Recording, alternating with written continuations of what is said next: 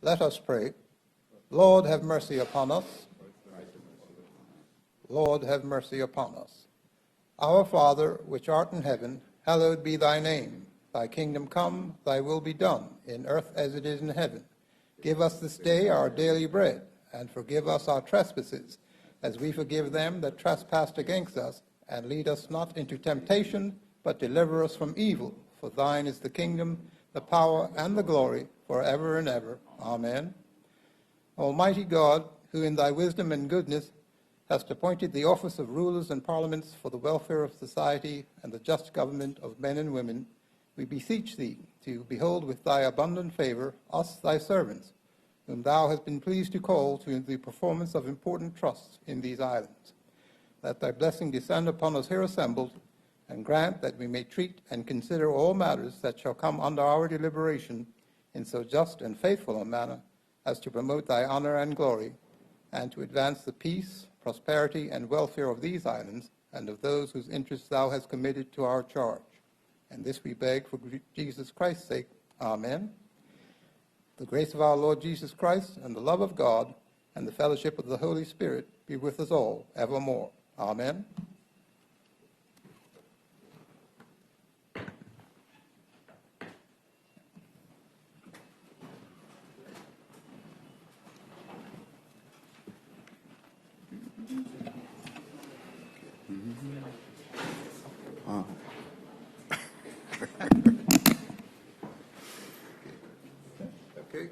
Confirmation of the minutes. Are there any objections to confirming the minutes?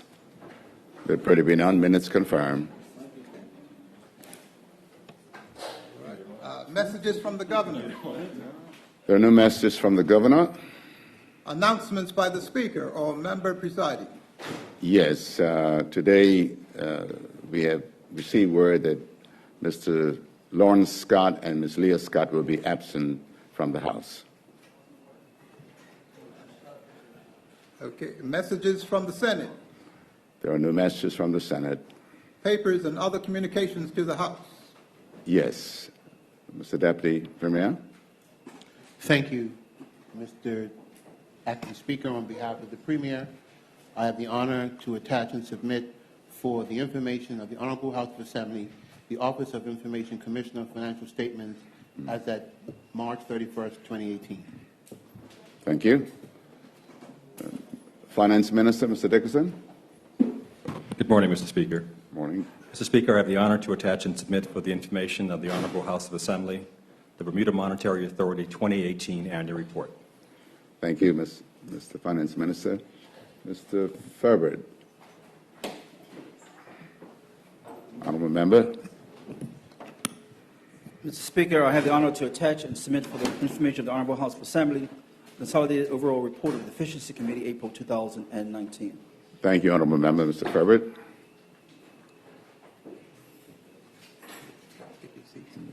Petitions. There are no petitions. Statements by ministers and junior ministers. Yeah, there are three statements, one by the Education Minister, Mr. Rebane. Will you? Minister. Mr. Rebane, you have a statement? Thank you, Mr. Speaker. Good morning, colleagues, and good morning, Bermuda. Mr. Speaker, I would like to take this opportunity to provide a status update on the progress made to address issues at T.N. Tatum Middle School. It is important to me that I honor my commitment to inform all stakeholders about this matter before the end of the school year. Allow me to briefly take a moment to recap the work that has already been done at T.N. Tatum. In December 2016, T.N. Tatum was closed due to mold issues. A report submitted in December 2017 included the following recommendation, and I quote, "While results of air quality testing through the majority of the T.N. Tatum Middle School campus showed no cause for significant concern, a visual assessment of the building indicated several factors, particularly related to water intrusion, which will result in worsening of conditions if left unaddressed." End quote. On February 3rd, 2017, a few weeks before the school was to reopen, when asked via a parliamentary question about T.N. Tatum in the House of Assembly, and the question was, Would the Honorable Minister please inform this Honorable House the cost of repairs and remediation? The Minister of Education, Wayne Scott, replied, a total of $93,000 has been disbursed for repairs and mold remediation. This comprised of air quality testing at $18,000, heavy-duty cleaning at $38,000, and mold abatement at $37,000. We now know that these repairs did not address the water intrusion as recommended by the air quality report received in December 2016. And I must reinforce that that report stated that there would be, quote, worsening of conditions if left unaddressed. In October 2018, scheduled health and safety inspections were conducted at T. Tatum Middle School. The report showed that the school was safe for occupation except for one room which was closed in order to have necessary remediation works carried out. In February and March of 2019, additional reports were done as mold and air quality issues once again began to show. The report states, and I quote, the issues that we note today are the same issues we noted back in 2013 and the same issues that closed the school in 2017. The department's facilities team immediately began to look how to address the source of the issues. On April 8th of this year, the ministry and the Department of Education received a letter from the T. Tatum PTSA voicing concerns regarding the health and safety of the school building. As a result of these new concerns, students and teachers from T. Tatum were temporarily relocated to Purvis Primary, Paget Primary, Heron Bay, and the Hamilton Fire Station while the school was inspected by the Health and Safety Officer, Mr. Titus Gordon, as requested by the PTSA and school staff. By the end of April, after the temporary locations, all current T. Tatum students were transferred to Sands Secondary, Delwood, and Whitney Institute Middle Schools, with the T. Tatum staff redeployed to the same middle schools. The decision was then made to close T. Tatum for the rest of the school year, while the reports that dated back as far as 2013 were reviewed to decide whether all necessary repairs could be completed to enable the school to reopen in September 2019. We can report today that the Department of Education facilities team, in collaboration with the Ministry of Public Works, utilized the reports received in 2013, 2017, and 2019 to complete an assessment of the school building to determine the extent of the repairs and maintenance required, as well as the potential cost.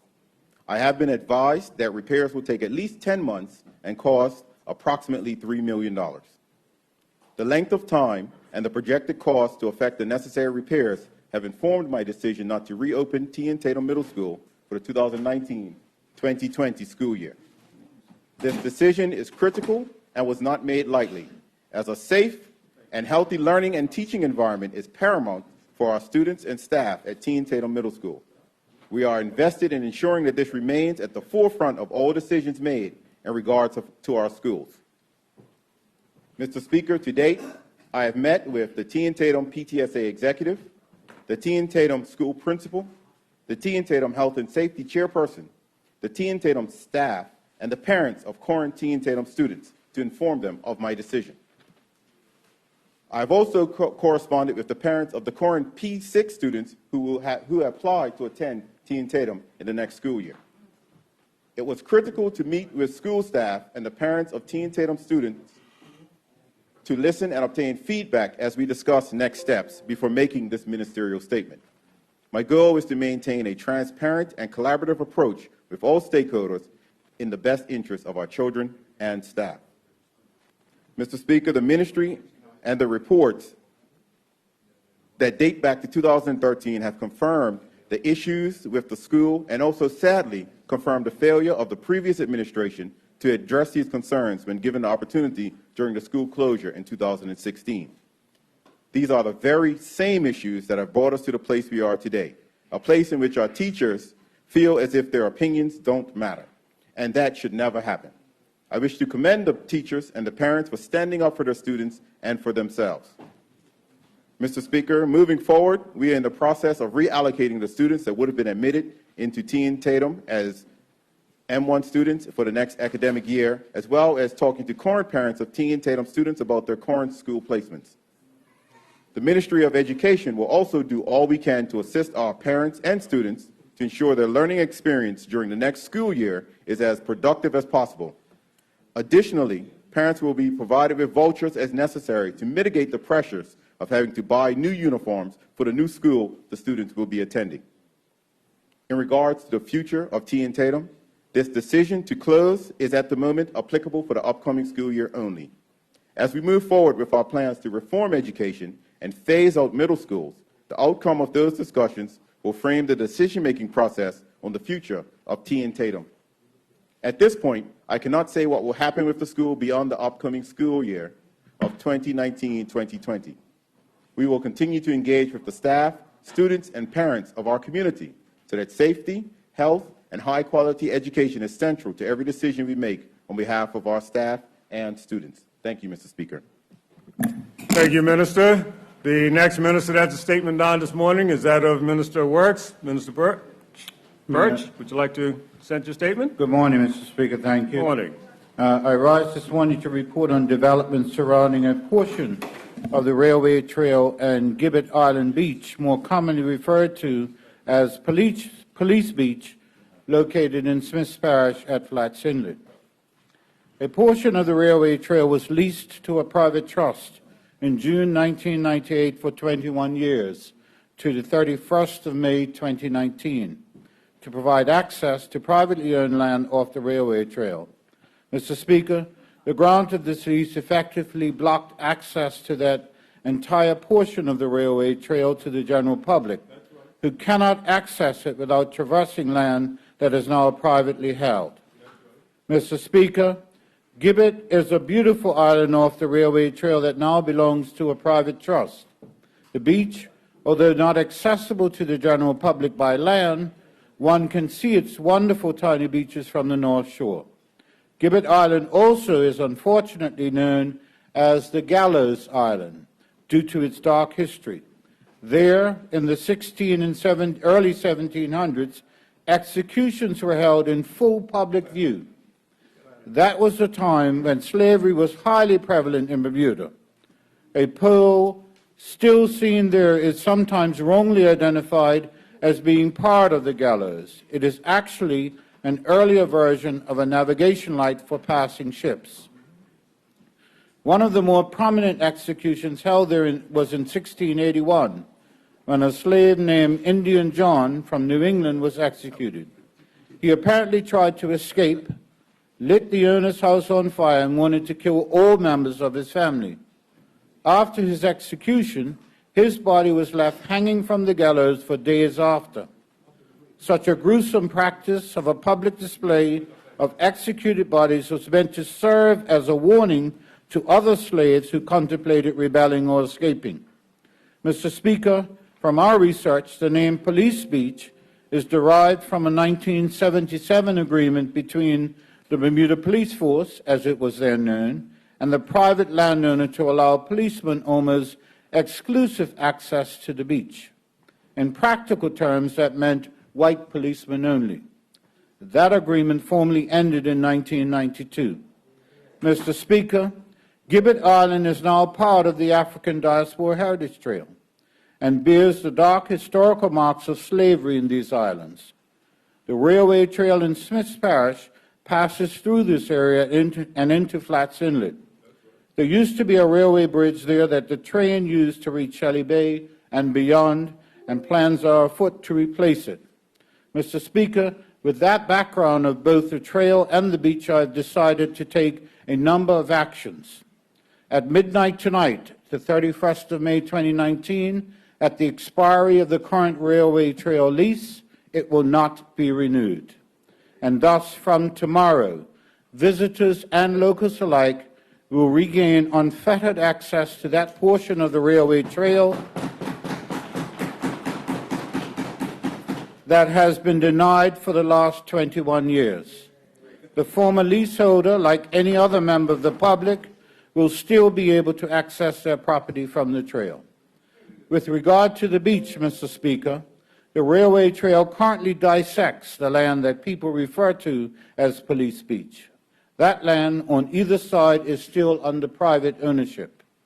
While the beach is public from the high water mark, it is important that land access for the general public is provided.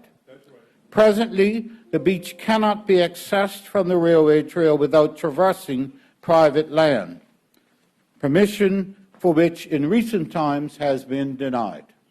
Mr. Speaker, in the first instance, the Ministry will begin discussions with the current owners of land to the northeastern side of the railway trail to gauge their interest in selling it.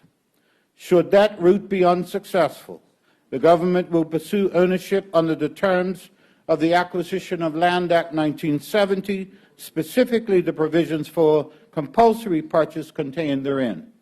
Mr. Speaker, it is important to acknowledge our past, all of it. But when the opportunity arises, even in a very small way, to take steps to correct past injustices, we must. It is never too late to do the right thing, and I believe we are doing so in this case. Thank you, Mr. Speaker. Thank you, Minister. The next statement this morning on the order paper is that in the name of Minister Furbert. Minister, would you like to present your statement? Thank you, Mr. Speaker. Go right ahead. Mr. Speaker, I rise this morning to provide this Honorable House with the outcome of work undertaken by the Efficiency Committee. Mr. Speaker, honorable members will recall that in March 2018, the Premier and Minister of Finance appointed the Efficiency Committee on the authority of Section 61(4) of the Bermuda Constitution.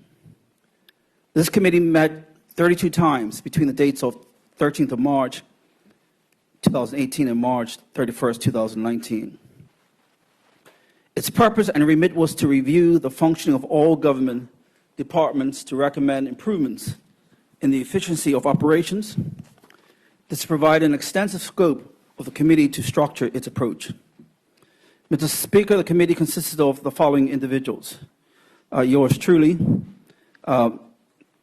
Wayne Furbert, Ms. Sherry Leon Witter, Permanent Secretary of Government Reform, Ms. Tina Tucker, Director of Budget, Ms. Iantha Fox, Senior Management Consultant, Edward Bowl, Jr., BPSU Representative, Glenn Simmons, BIU Representative, Senator James Jardine, JP, Mr. Richard James, and Karamako Darrell Dickens, Bermuda IT Representative at that time. Mr. Speaker, the committee determined to focus on those areas where the greatest value could be achieved. Its work included a review of the Office of the Tax Commissioner, Registrar of Companies, Social Insurance, Office of Project Management and Procurement, overtime and wages in various departments, boards and committees, and cross-ministry expenditure on materials and supplies, to name a few. Mr. Speaker, at the Office of the Tax Commissioner, the department charged with administering the collection of the taxes and undertaking duties in accordance with legislative requirements, the committee observed significant deficiencies in the area of the adjudication of stamp duty, collection, staffing level, as well as IT infrastructure. The committee identified processing deficiencies that resulted in $354,972 worth of expired uncashed checks, one check dated as far back as 2006. Further unadjudicated stamp duty on some 1,590 property conveying files highlighted a huge backlog of work with a resulting loss in significant amounts of revenue for the Bermuda government, representing the region of $8 million. What's more, some 318 files dated as far back as 2013. Mr. Speaker, with the committee's intervention, I'm pleased to report that the OTC has now recovered a total of 315,578 of the 354,972 expired checks. Further, of the $8 million of unadjudicated stamps, the OTC has now received $3,859,731 in cash, and a further $2,951,238 has been billed but not yet collected. Mr. Speaker, Parliament should be aware that the Efficiency Committee identified a significant shortage of staff due to the hiring freeze of the former government. This had a significant impact on auditing businesses to ensure that they were paying payroll tax and collecting accounts receivable.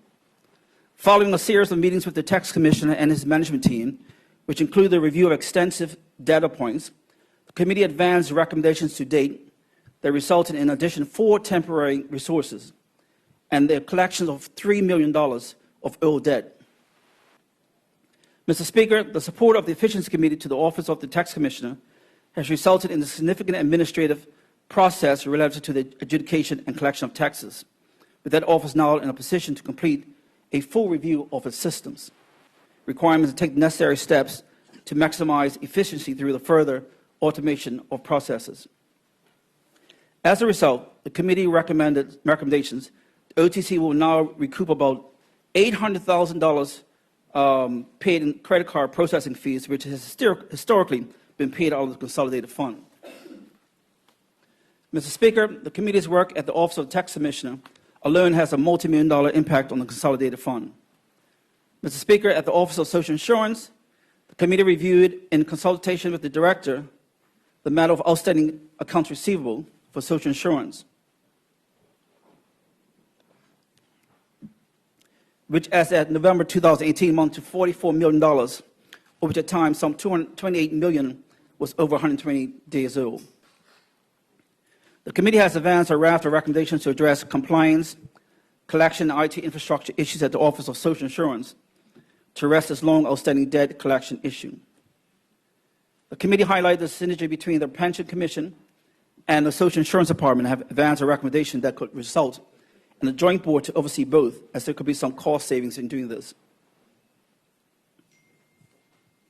Mr. Speaker, the Efficiency Committee worked with the Department of Immigration, other relevant government departments, the Chamber of Commerce Real Estate Division, and a representative from the local legal fraternity to review the process of alien licenses for the purchase of Bermuda property. It had long been advanced that extended processing delays negatively affect sales, and as a consequence, potential buyers had long interests and were terminating purchases. The processing impediments represent a loss of revenue to the government. Mr. Speaker, based on recommendations from the Efficiency Committee, steps have now been taken to automate the circulation of alien license files within the government, with a review to reducing the processing time considerable for properly executed submissions. Further discussion with realtors led to a more progressive way of calculating leases, which the government will now receive millions of dollars of additional revenue. Mr. Speaker, other Efficiency Committee recommendations related to procurement of materials, supplies, has reignited the drive towards framework agreements for the government, and work is currently in channel via the Office of Project Management and Procurement to consolidate government's buying power across a number of areas. It is expected that the Office of Project Management and Procurement will complete an evaluation of the purchasing of goods and services throughout the government and make recommendations for cost savings to secure the best price, and further to evaluate, implement short, medium, and long-term goals and opportunities for cost savings. Mr. Speaker, the committee made 93 recommendations covering a wide range of departments. These include 24 recommendations for immediate change, 69 recommendations for medium to long-term changes. Mr. Speaker, the cost to the taxpayer for the work of the Efficiency Committee was $130,000. However, with the improvement in efficiency and better controls, the committee was able to obtain revenue for the taxpayer over $12 million, a return of investment of over 9,130%. Mr. Speaker, the committee remains grateful for the candor and keenness shown by the public officers with whom we met. All express an appreciation for the support of the committee in advancing collaborative recommendations to address long outstanding issues. Mr. Speaker, in closing, I'd like to thank those members of the Efficiency Committee for the time and efforts in this venture. Particularly, I'd like to recognize and thank Mr. Senator James Jardine and Mr. Richard James, who did extra work on the side. The contribution was valuable. Their advice was very much appreciated. Thank you, Mr. Speaker. Thank you, Minister. There are no more statements. We'll move on. Reports of committees. There are none. Question period. Question period. Ministers. Ministers, we have questions this morning for the statements that were read, and we'll start with the Minister of Education. Minister, You have three members who have indicated they have questions for you this morning, and we'll start with the opposition leader.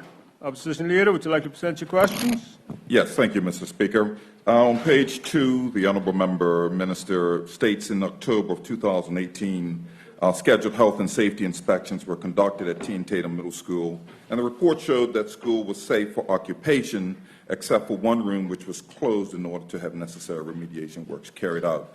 Just curious, was those works actually carried out concerning that particular room? Thank you. Minister?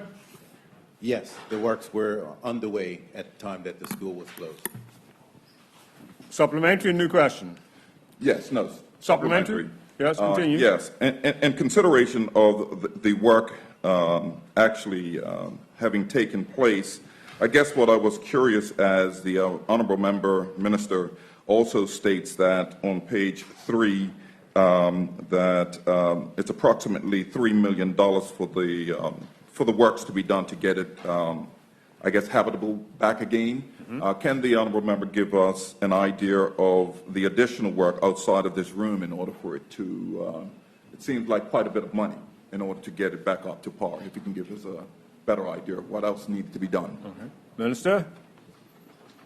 Mr. Speaker, and I thank you for that question. Mr. Speaker, what I asked the Ministry of, I asked our facilities departments to look at the school and to come back with a cost to repair the entire school to a point where it was completely safe for occupancy.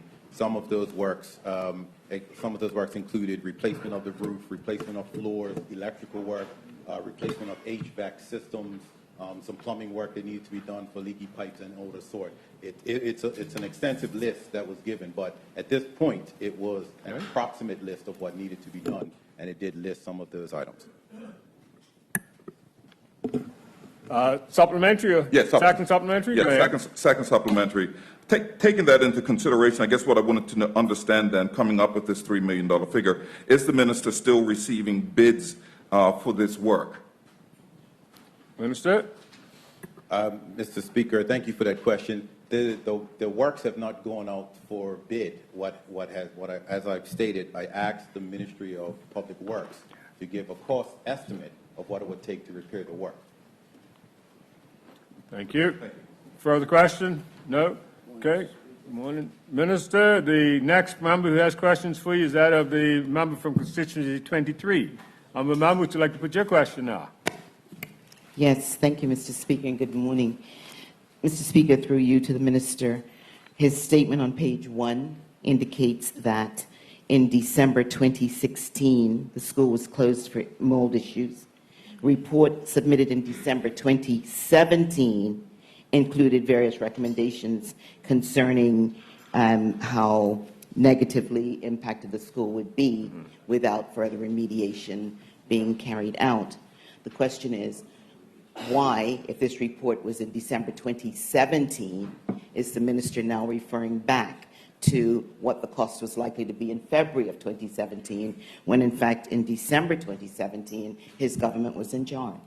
Thank you, member. Minister? Mr. Speaker, and I thank that member for pointing that out, that it's actually a typo. That should say January 2017, not December 2017. Thank you. Supplementary or new question? I have a supplementary. Supplementary, continue. Is the minister in a position to actually submit that report that was done, as he said, in January of 2017? Is that report available here at the House, or is that already in public record? Minister? Mr. Speaker, as I mentioned in my statement, we want to be as transparent as possible. All of these reports have been made part of the public record. They have been issued to the parents and to the PTAs and to the teachers at T and Tatum, and I've released them during various press statements I've made concerning T and Tatum as well. Second question, Mr. Speaker. Yes, supplementary and new question. A new question. New question. The question is that given that the minister had access to these various reports, the question is what follow-up was done since it was clear to the minister that nothing had been done based on the report to which he referred, which we now realize that the date was wrong. What follow-up did he do, given that he had the information, to make sure that it didn't wait until the school was almost irreparably damaged in order to decide that something else needed to be done. Thank you. Minister?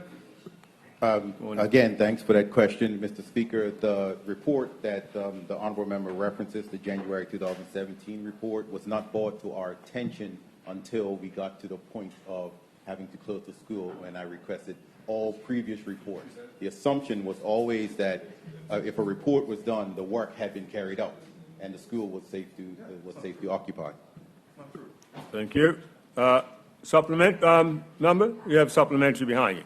You take your supplementary Yeah, from I the want member to from respond, constituency yeah. 19. Mr. Speaker, to you, to the minister, recognizing that we have technical officers, civil servants, whose job it is to keep the ministers informed, did the minister ascertain why this information, which is so critical to this problem, was not brought to his attention? Any of his technical or public PSs? Minister? Mr. Speaker, thank you. I have already raised that with technical officers of why the report hadn't been forwarded to me when we were looking at the issues, and that has been addressed in-house. Thank you. Supplementary? Yes? Yes, can the minister give us some indication as to what the outcome of, he says it's being addressed, what is the outcome? Because it seems to me to be not just untenable, but inexcusable to have reports that are necessary for the safety of our children that are not shared in the particular areas where something could be done. What exactly is being done? What is the minister, what can the minister Minister, share? she's still talking. Yeah. Now you can stand. Again, thank you for that question. And actually, I take that, and actually, I'm grateful for that member supplying that question, because it lends itself to us trying to figure out what happened when the school was closed in 2016. The report was submitted nearly a month later, but the actions weren't actioned on it at that point by the current administration. This administration has made it very clear that reports of this nature are not to be put on shelves, and if issues do come up like this, we have to look back into previous reports and see what was and wasn't done prior to just doing another report and moving forward with that. So the answer to that member's question is, I have directed my technical staff to not withhold any reports of this nature in the future as we move forward with any of our schools. Thank you. New question? Third question? Yep. Yes, my third question is, the minister has indicated in his statement at the bottom of page 4 concerning the closure of the school that they really have no clue what is going to happen to the school beyond 1920, between 2019 and 2020. If the minister has no clue as to what's going to happen with the school, is the minister satisfied that in spending approximately $3 million to remediate the school is going to be money well spent? Thank you. Minister? Thank you, Mr. Speaker, and thank you, member, for that answer. Mr. Speaker, it is current, and thank you for that question. Mr. Speaker, it is currently in the public domain via the press statement that was released yesterday, the press conference I had yesterday, and the conversations I've had with the teachers and with the students. This government is in the process of having a holistic look at our school system from preschool through high school as we move forward with school reformation and the phasing out of middle schools. That conversation is currently in place, and those conversations will invariably include T and Tatum.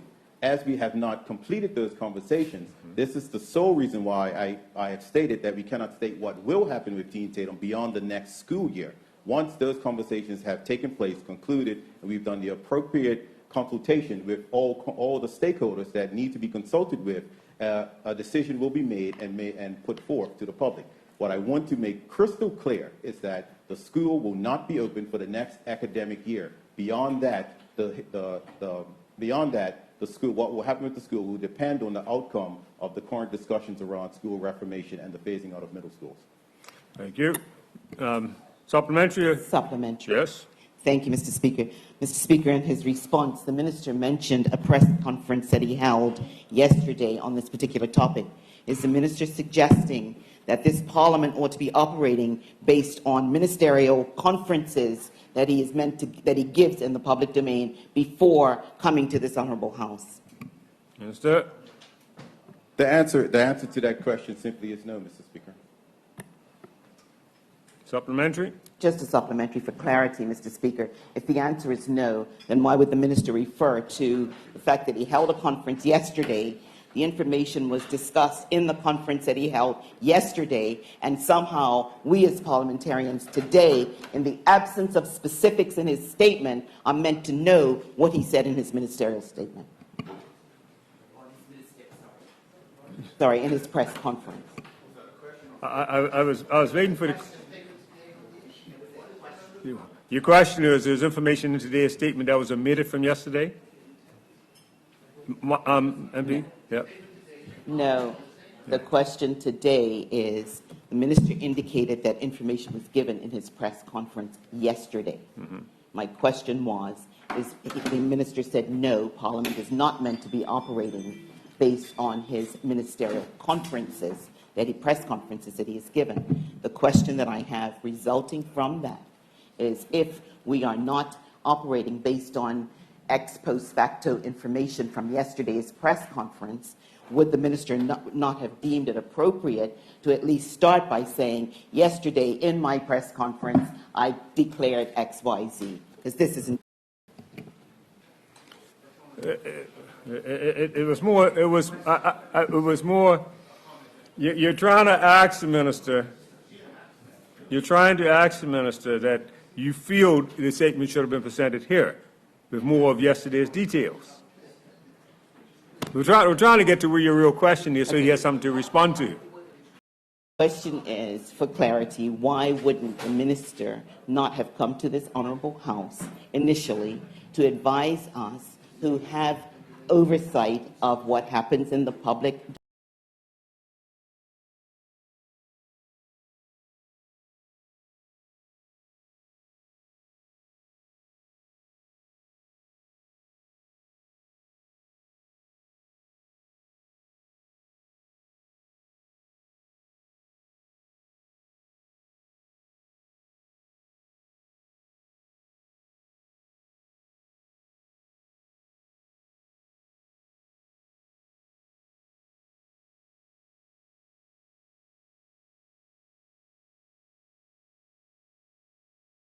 Let's not go that level. Let's not go there.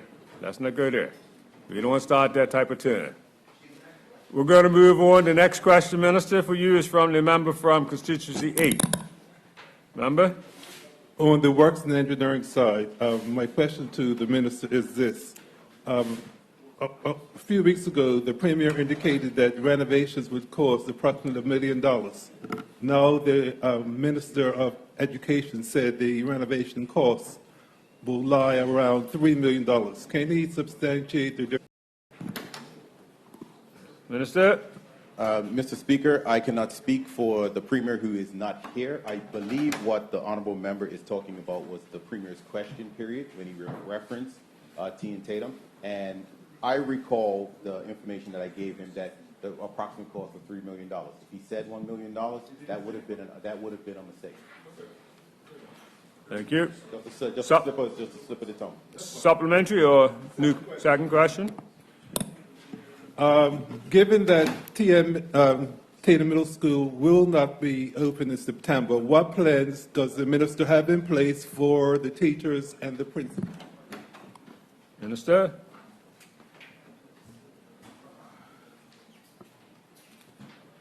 Mr. Speaker, I would like to refer to my statement where I said, and I quote from the statement, moving forward, the process of reallocating the students that would have been admitted to T and Tatum as M1 students for the next academic year, as well as talking to the current parents of T and Tatum students about their current placements.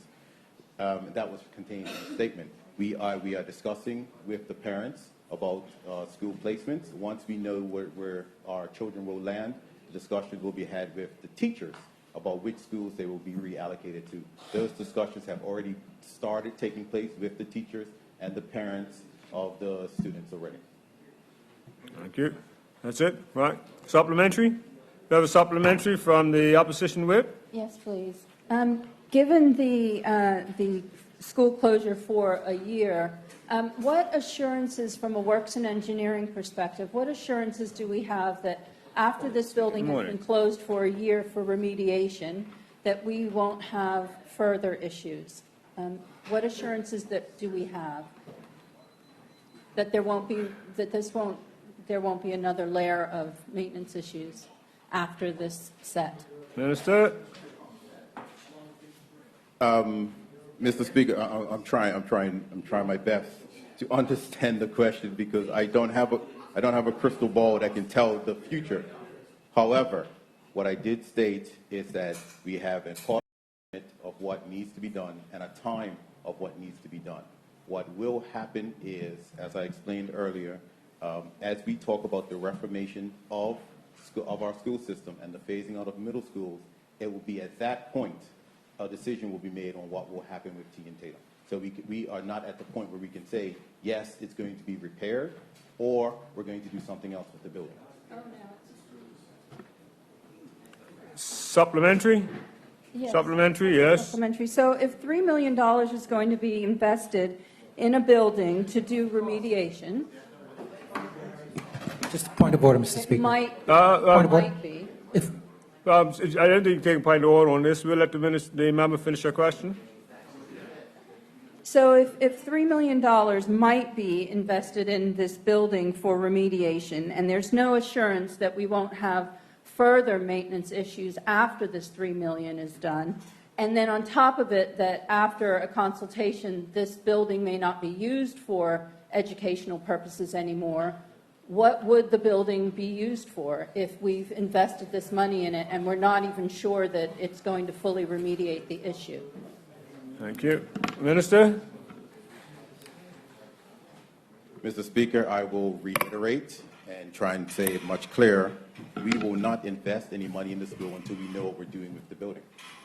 And until we get to that point, then we will have the conversations of what will be done, what will be invested in the building, what remediation, what rebuilding, what renovations. We'll have that total conversation once we reach that point of what we're going to do with the building as it relates to the entire school system. Thank you. Any further supplementaries? No further supplementaries? Minister, that's the last of the questions that were put for you this morning. We now move on to the next statement, that from the Minister of Works. Minister, there's a member who would like to put a question to you regarding your statement this morning, and that is the opposition leader. Honourable member, would you like to put your question? Yes, thank you, Mr. Speaker. I'll start off by saying this was actually quite good news. On page 2, I guess what I wanted to find out, the minister speaks, it is important that land access for the general public is provided. Many of us who have driven by the beach there know that there's gates that are locked in many cases. Can the minister give us an idea as to whether or not the technical officers have looked at what the public access might look like? Does that mean maybe those gates, those heavy metal gates will come down? Yeah, just clarification on that. I'm trying to figure out where the access. Thank you, member. Minister? Mr. Speaker, I believe the gates he's talking about are the traditional parks gates that go on railway trails. They will remain in place. What will come down is the private property signs, and if you're walking, you can gain access now, and that's what will occur immediately at the expiry of the lease. The current lease is across that entrance, and so that's been the challenge so far. You have to cross private land in order to get on the railway trail itself, so it made sense to not renew that lease, and the landowner that has that sliver of land at the entrance to the railway trail will still have access to their property via the railway trail, just like anybody else does, but the public will also now be able to utilize that access and not be trespassing on private land. Thank you. No further questions? Minister, that closes the questions for yourself. We now move on to the third statement from this morning from the Minister of Cabinet. Minister, there are two members who have indicated they have questions for you. The first is the member from constituency 23. Honourable member, would you like to put your question? Yes, thank you, Mr. Speaker. Mr. Speaker, on page 2 of the minister's statement, indicating that just the pre-penultimate paragraph, he's indicated that $8 million of unadjudicated stamps Of that, $3.8 million has been received and $2.9 million has been billed but not yet collected. The question is, when will the additional $1.189 million be billed, or has it yet to be identified? Thank you. Minister? They're still working on it to do the assessment. Okay. Supplementary, new question. I have a new question. Continue. On page 3 of the statement, when the minister speaks of the $800 paid in credit card processing fees, which has historically been paid out of the consolidated fund, I wonder if the minister is able to advise us, while this is specific to presumably things like social insurance, payroll tax, and the like, are there any other, does these credit card processing fees being charged back to the public extend to any other ministries? Minister? This don't have to do with payroll tax.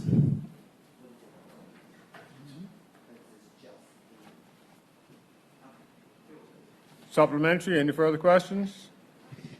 I guess just a supplementary for clarity. Yes.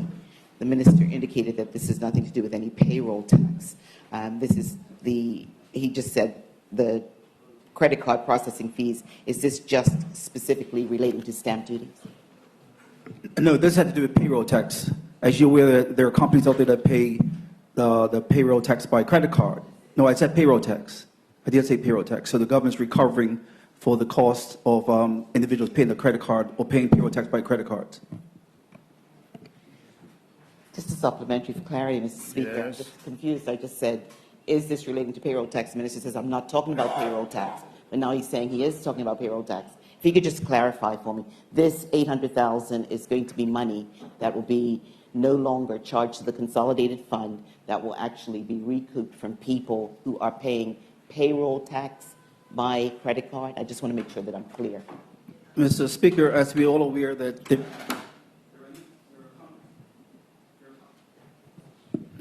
there are companies out there that pay the payroll tax by credit card. And the reason why, because you know that you can get points for on your card for traveling. The government was losing between $800 to $1 million a year by individuals doing that. There's no problem with individuals. They can still transfer the money to the Office of Tax Commissioner by wire transfer, or they can still use a credit card, but they have to recover the cost for that charge. Thank you. Supplementary, a new question. Just a new question. Yes. Is the minister aware that people using credit cards are not necessarily because they want to collect points, but rather that they may be experiencing cash flow issues, and a credit card can be repaid on terms? So it's not necessarily a negative thing. I wonder if the minister can speak to whether he would anticipate more delinquencies in the payment of tax because people don't have the money and they may not want to put the additional charges on, or they may not want to pay the extra on credit card fees. I'm just curious. Mr. Speaker, most of these companies that were paying credit card by payroll tax, paying payroll tax by credit cards, were large companies, $1 million credit payroll tax on a yearly basis. They were large companies. Supplementary. Yes. Were there only large companies paying payroll tax? Because, Mr. Speaker, I paid my payroll tax by credit card. Thank you. Mr. Speaker, we were talking about mainly the large companies, but the government will be recovering its payroll tax. The individual, a member who just spoke just now, she could transfer by wire if she wants to, and save on an 18% monthly credit card charge. Supplementary? No good? Okay. Honourable member, Minister, the next member who has a question for you is a member from constituency 19. Honourable member, would you like to put your question? Thank you, Mr. Speaker. Mr. Speaker, through you to the minister. On page 3, the minister refers to the outstanding accounts receivable for social insurance, which at November 28 was $44.8 million. And he indicated at which time $28.9 million was over 120 days old. I just wondered if the minister could indicate to us how much of that money is outstanding since 2017? Honourable Minister? Most of it. Supplementary and new question. I just want clarity so I can make sure that everybody heard that I said since 2017. So it means that most of that has been outstanding while the current government was in the government. Thank you. Thank you. Current government. Thank you. Mm-hmm.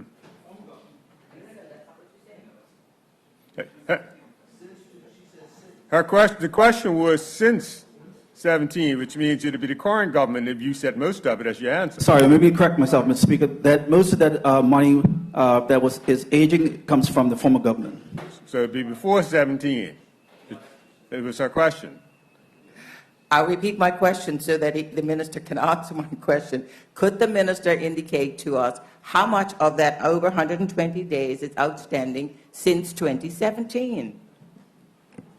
I'm not sure, Mr. Speaker, the exact amount, but I can tell you the very old amount of aging is prior to 2017. Mm-hmm. Second question. Will the minister undertake to get the information? Minister? The Efficiency Committee is finished. I'm not the Minister of Finance. Supplementary. For clarity, the question was, will you undertake to get the information? Are you denying getting it, or are you passing it on to the other I'm minister? saying the Efficiency Committee is finished. The Efficiency Committee is finished, and I don't have the right to that information, Mr. Speaker. Are you passing it on to the other minister to get the information? All right. Speaker, You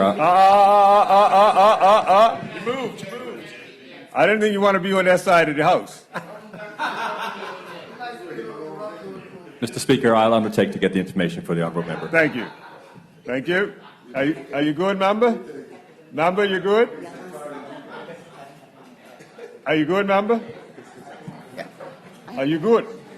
No, you ask the question. Are you good? Okay. I have a third question. Ask your third question. Thank you, Mr. Speaker. I have a third question, and that is on page 4 of the minister's statement, in which the minister indicated that the cost to the taxpayer for the work of the Efficiency Committee was approximately $130,000. The minister did indicate that 2 individuals did extra work, but given that the majority of the committee members are government employees, could the minister give us a breakdown of what constituted the $130,000 cost that was paid out for the Efficiency Committee's work? Thank you. Minister? That's easy. I will also I've given you a breakdown on the revenue also. Interesting you ask that question. But the breakdown of 130,000 that there were members that received an amount of remuneration, but I think was $2,000 per month, and the chairman, which was myself, received $5,000 per month.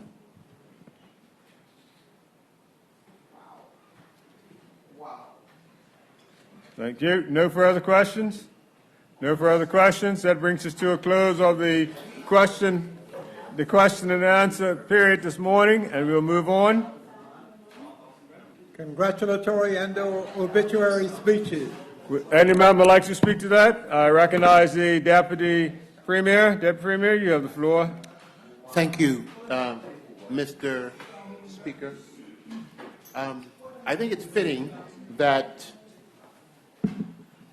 we take note, and perhaps this will be for the Honorable House, is to send a note of condolences from this legislature to the legislature of Jamaica on the passing of Edward James Siaga, former 5th Prime Minister of Jamaica, longest serving member in the history of the Jamaica legislature, and clearly a figure of some note in the regional politics. Died a few days ago. Clearly a moment of some contemplation for the people of Jamaica. And although we on this side did not share the same political ideology or positioning of Mr. Siaga or his Jamaica Labour Party, of which he became the leader in 1974, we share certainly respect for service to country, service to people, and respect for service to community. And irrespective of the political allegiances of Mr. Siaga, he was a leader of his people. He received the mandate of his people when he ran and when he led his party to victory, and is deserving of appropriate tribute from us who consider ourselves a part of the Caribbean family as well, for his service. And certainly this legislature, in our view, should send the appropriate messages to the legislature of Jamaica and to the government and people of Jamaica in recognizing the passing of clearly a very important political figure in the history of the island, as he was also one of the architects of their constitutional movement in 1962, and so clearly an important figure that we recognize. For his service to his country as the 5th Prime Minister and a leader in the Commonwealth and of the Caribbean. Thank you, Mr. Speaker. Thank you. Deputy Premier, I recognize the opposition leader. Yes. Honourable member. Thank you, Mr. Speaker. I wanted to give congrats to the Community Culture and Sport over the May 24th holiday. I must say that it was a wonderful, wonderful celebration. Even had the opportunity to sit with Tina and a few in the interview outside of Global House. It was a great occasion to celebrate Heritage Day, Bermuda Heritage Day, and I just wanted to say congrats to them. I also had the opportunity, and all those that were involved in putting on such a fine event that we could celebrate. I'm sure others will go on to celebrate some of the, like Lamar, who won the race. What I wanted to talk about was one of the events that over the weekend, Saturday, the 25th, that had the opportunity to attend. I believe I saw Minister Weeks there. I don't see him in the house right now. I did see the Premier as well, and that was the football game with the. I'm talking about in government, but certainly the Honourable Sylvan Richards was there as well, to the game between Bermuda Select and the Azores Select team. It was a fantastic match. Quite frankly, in the first half, I thought that. We were going to give in to about 4 or 5 goals. The Azores team had quite a commendable team there, but Bermuda held its own and wound up pulling out a victory there. And so I just wanted to congratulate both select teams, congratulate the Vasco da Gama and the other, I can't recall the other committee that was involved with the Azores putting that together. The Honourable Fogo is not here at this present.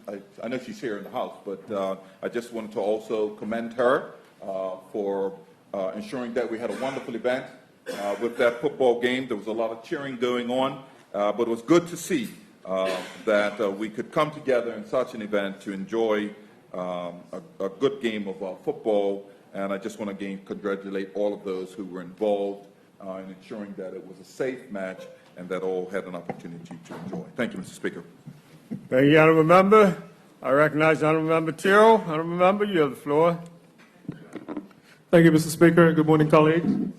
Mr. Speaker, I have 2 items I'd like to give. The first one is on a sad note, the passing of one of my constituents, Mrs. Ione Webson of Lusher Hill. Yes. I certainly know that she will be sadly missed by her husband, Everton, and children, Christopher and Topaz. Ms. Babson went through a fairly long, lengthy bit of bad health, which obviously led to her demise, and I think she'll be sadly missed, Mr. Speaker. Mr. Speaker, on a more upbeat note, I would ask that congratulations be sent to a young lady, Janae Armstrong, who recently graduated from Munson Vincent University with a Bachelor of Business, concentrating in HR, human resource. And she got several write-ups in many outlets, and one of them that I read particularly described Ms. Armstrong as a fearless female. She had this comment, Mr. Speaker, if you don't mind if I quote the comment, so I have her words. Continue. She said, meeting the requirements to graduate from university is a daunting task within itself. Imagine having to balance working a full-time job and being a single mother of 4. Ms. Armstrong really needs to be congratulated as a mature student Having previously obtained an associate degree at the Bermuda College, didn't feel that that was enough for her, and applied for a Mature Student Award from the Ministry of Education to start her program at Munson Vincent. And she did it by virtual. She did virtual classes, and which obviously is not easy in itself. So basically, her comments, it was tough going for her, but certainly well deserved. So I personally congratulate her, and again ask that congratulations be sent from this honorable House. Thank you very much, Mr. Speaker. Thank you, member. And now I recognize the honourable member from constituency 23. Honourable member, you have the floor. Thank you. Sorry. Thank you, Mr. Speaker. Mr. Speaker, I would ask that this honorable House join me in sending congratulations to our pool team who have just finished competing in the Valley National 8-Bowl Championships in Las Vegas. And while they left here with the intent that they would finish in the main bracket, they actually ended up 33rd in the tournament, but at the top of the losers bracket, having come 33rd in the tournament out of a total of 300 teams.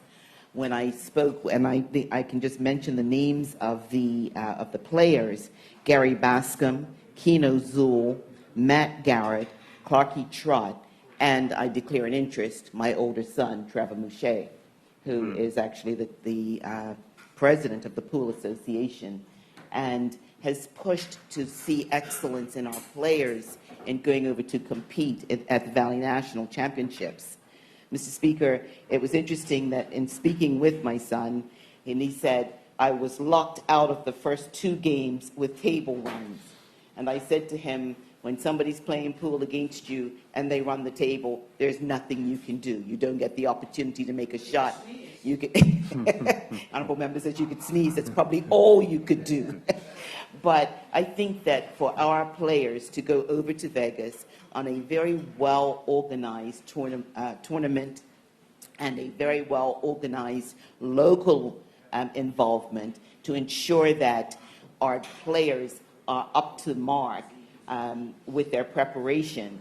And I think that they acquitted themselves well, and I certainly hope that in future they will come through the main draw and come back in the money. They did get some money for their efforts, but it was very interesting to be able to hear the level of competition against which they had to face, and to know that they still held their own and acquitted themselves well and did Bermuda proud. Thank you, Mr. Speaker.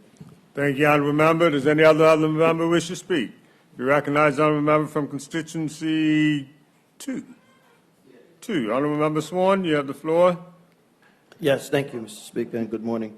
Mr. Speaker, I'd like to be associated with the condolences going to the government and the people of Jamaica on the passing of Mr. Siaga, who my family have family connections in Jamaica through, and recognize that outside of politics, he was very much involved in the music industry, and had a very close connection with the evolvement and development of ska music, and I'd just like to be associated with the comments made by the Deputy Leader. On a sad note also, the family of Joan Swainson Wade, a constituent from Wellington Lane, leaves to mourn her son, Kim, my good friend, and the Honorable MP Renee Ming would like to be associated with that, and I'm sure Ms. Fogo as well. And also Mr. Urban Hayward, longtime proprietor, former proprietor of the St. George's Esso Station, and former corporation of St. George Alderman, and many other committees. Those two families are well-known families, the Swainson and Hayward families, and we mourn in their passing. Mr. Speaker, on May 24th, I want to commend the minister and the department for putting on another good Bermuda Day, and also join in congratulating the winners, but also want to recognize that it was the 40th anniversary of Bermuda Day, which was born out of the Pitt report as a consequence of a very sad period in Bermuda's history that required the Pitt report, and thank our former director of that department and Human Affairs, Mr. Ladru Robinson, who continues to write in the UK on untold stories that impact the African community, and he actually wrote a very important piece about this history in which he was prepared to call in and share on the radio, and I'm very grateful that at his advanced age he's still making a contribution to society on the issues that matter a great deal to him. So thank you very much, Mr. Speaker. Thank you, Honourable Member. Does any other Honourable Member? We recognize the Honourable Member from Constituency 4, Honourable Member Ferbert. Yes, good morning. You have the floor. Good morning, Mr. Speaker. I'd just like to send out a bit to one of my constituents, Mr. Junior Pop Swan, who has left us. Pop Swan was a resident of Easter Lily Nursing Facility, and he will be missed greatly. He was often one who would engage with the public, standing up for their rights, and he was in often talks with me, and so Pops will be missed dearly. Also just wanted to give congratulations, I believe someone has mentioned it already, but join in congratulations for all the Bermuda Day Half Marathon Derby participants, as well as the winners, Lamont Marshall, and one of my fellow colleagues, occupational therapist Rosanna Hoey, who had both won the Bermuda Half Day Marathon. So congratulations to them. Also wanted to give congratulatories to the organizers and executors of the Relay for Life program that occurred a couple of Fridays ago. And it's a lot of work that goes into planning that event. All the people who participated and the planners, including Bermuda Cancer and Health Center, congratulating them again for a job well done, and going forward with the cause for promoting proper cancer care and detection. So we would just like to continue to congratulate them and support them with their ongoing efforts for cancer care and awareness in Bermuda. Thank you, Mr. Speaker. Thank you, Honourable Member. Does any other Honourable Member wish to speak? We recognize the Honourable Member from Constituency 8, Honourable Member Simons. Thank you, Mr. Speaker. Mr. Speaker, I rise this morning to send congratulatory remarks to Ms. Maud Bassett. She celebrated her 100th birthday, and I wish her all the best. I have a special affinity for her, being that my family's from Somerset, and that fact that she's a retired teacher. She's from Somerset. She was the deputy principal at Sands Primary School, West End, and Birds Island. She also taught in the UK. So I'd like to congratulate her for her 100th anniversary and salute her for her contribution to education. While on education, I'd like to also congratulate Shally Grace of Warwick Academy. She has been teaching 40 years, and that's a monumental period to be in the profession. She teaches health and wellness, and that's important to our young people. Continue. I'd like to also send condolences to the family of the late Robert Hedges. He was instrumental in forming a reinsurance brokerage company in the 70s. He hired a number of Bermudians.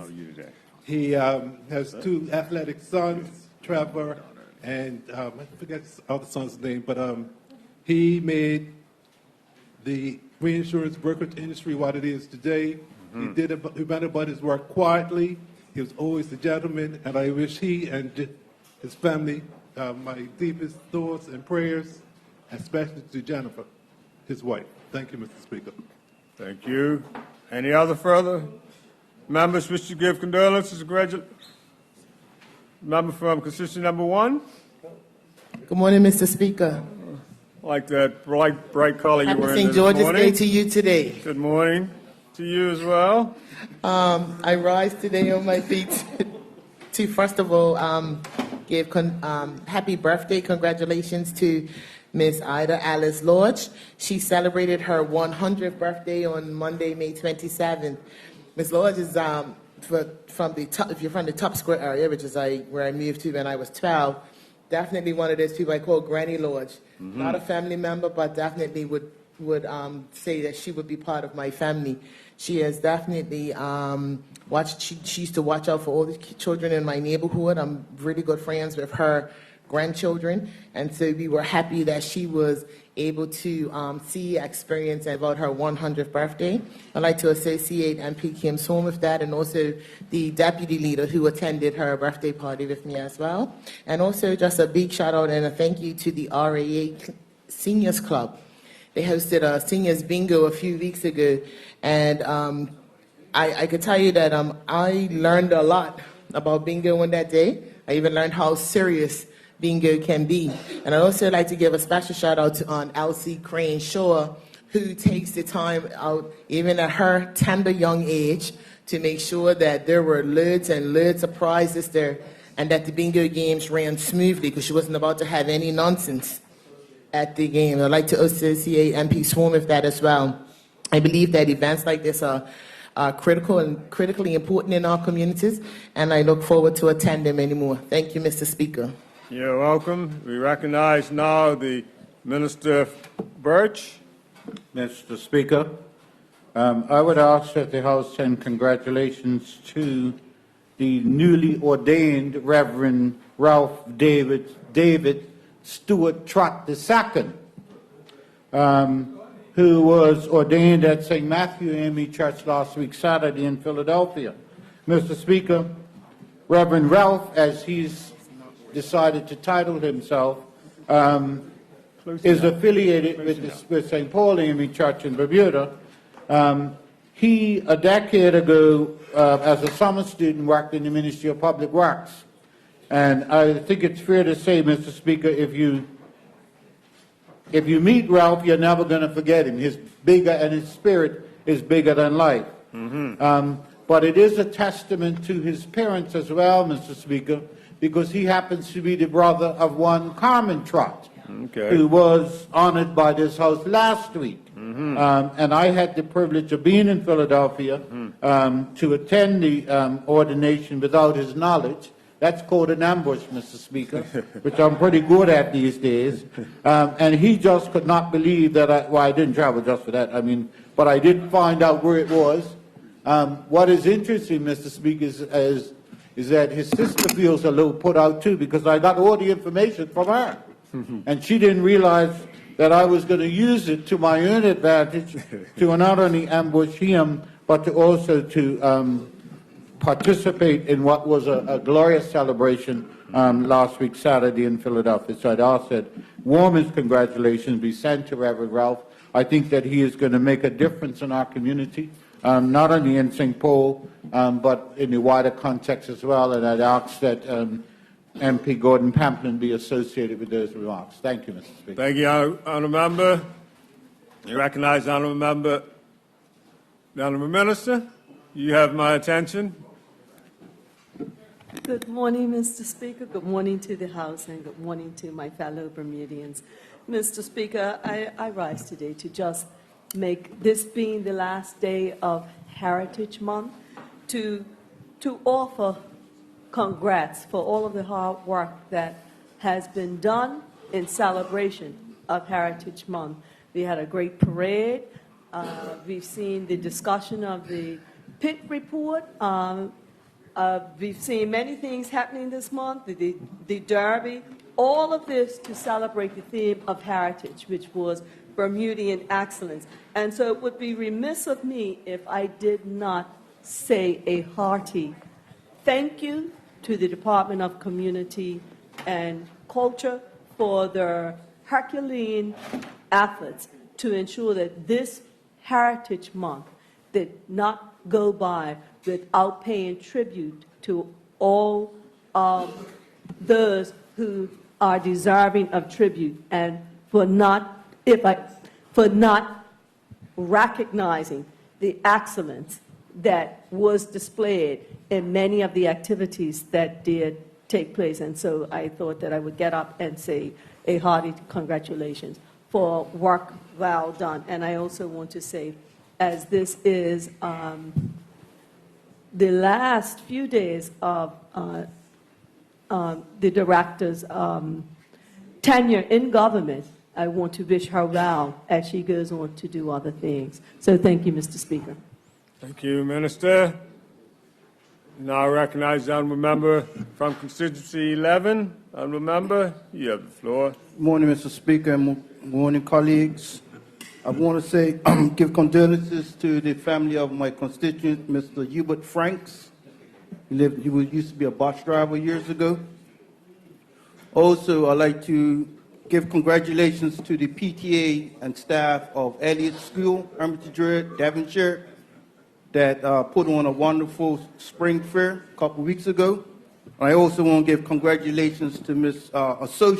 Give congratulations to Mr. Lamont Marshall of Valley Heights, Devonshire, for sweeping the floor on Heritage Day. Thank you, Mr. Speaker. Mr. Speaker, can I leave to go to my constituent's funeral? Thank you. We'll excuse you for a moment, momentarily. How's that? As long as you don't take all day. Thank you, Mr. Speaker. Yes. Any other member wish to speak? No other member. We'll now move on. Minister, you have some comments you'd like to make? I sure do, Mr. Speaker. Thank you very much. You almost missed it. I know that because I saw you glance to the left, and I figured I'd Minister, take the opportunity. you got your 3 minutes. Thank you, Mr. Speaker. I won't need that long. I rise, Mr. Speaker, this morning. I would like to send out congratulations to our former Premier, the Honorable Dr. Ewart Brown, and his wife, Wanda Hinton Brown, who celebrate the anniversary today. I would like special congratulations to his wife for putting up with him all these years. Thank you very much. You associated the whole house with that? Go ahead. Beg your pardon? You better hurry up in your seat. Real quickly. We have the Premier. I see you on your feet.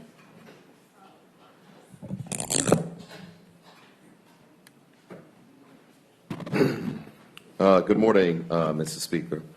Mr. Speaker, this morning I'd like to access the Honorable House, send condolences to the family and friends of my constituent, Mr. John Arthur Muller Kennedy, affectionately known as Pilot, from 13 Table Rock Avenue, and I will associate the entire House with those condolences. I do hope that, of course, that his loved ones find comfort, and may he rest in peace. Mr. Speaker, I'm sure that there were congratulations that were given not only for the events of Bermuda Day last year, but also on the recent exploits of our national football team, and I just wanted to be associated with those particular remarks. Mr. Speaker, finally, I may be associated as well, as I'm unsure if this was given, but I do want to send a happy birthday wish and ask the House to send a happy birthday wish. It shouldn't just be, I think, Her Majesty, for two lovely ladies who turned 100 this past week. And of course, that is Miss Maud Bassett and also Miss Ida Lodge, who celebrated their 100th birthday. I'm uncertain if they were recognized. We'll associate you with the earlier comment. Both have been done. That I be associated with those particular remarks, Mr. Speaker. Thank you. Thank you. Is there any other member who wants to rise on their feet at this last minute? No other members? We will now move on to the next order on the paper today. Matters of privilege. There are none. Personal explanation. There are none. Notice of motions for the adjournment of the House on matters of urgent public importance. There are none.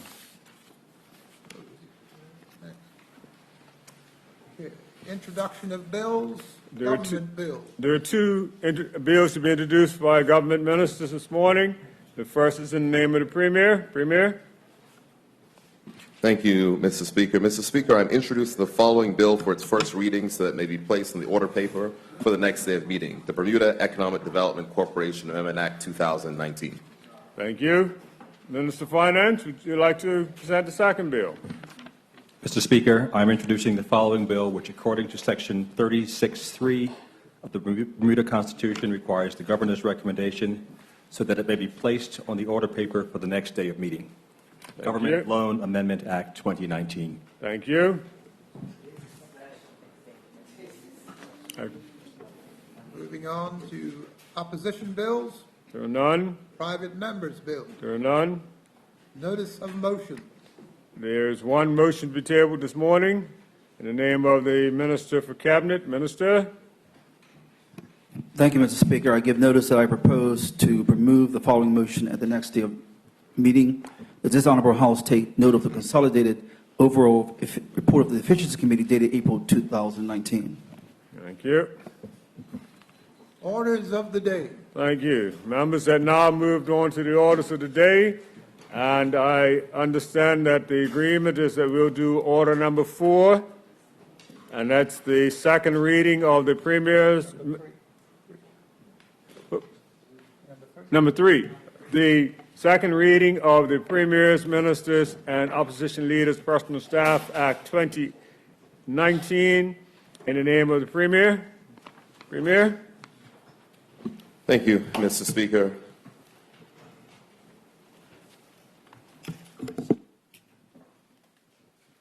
Mr. Speaker, I move that the bill entitled the Premier Ministers and Opposition Leader Personal Staffs Act 2019 be now read a second time.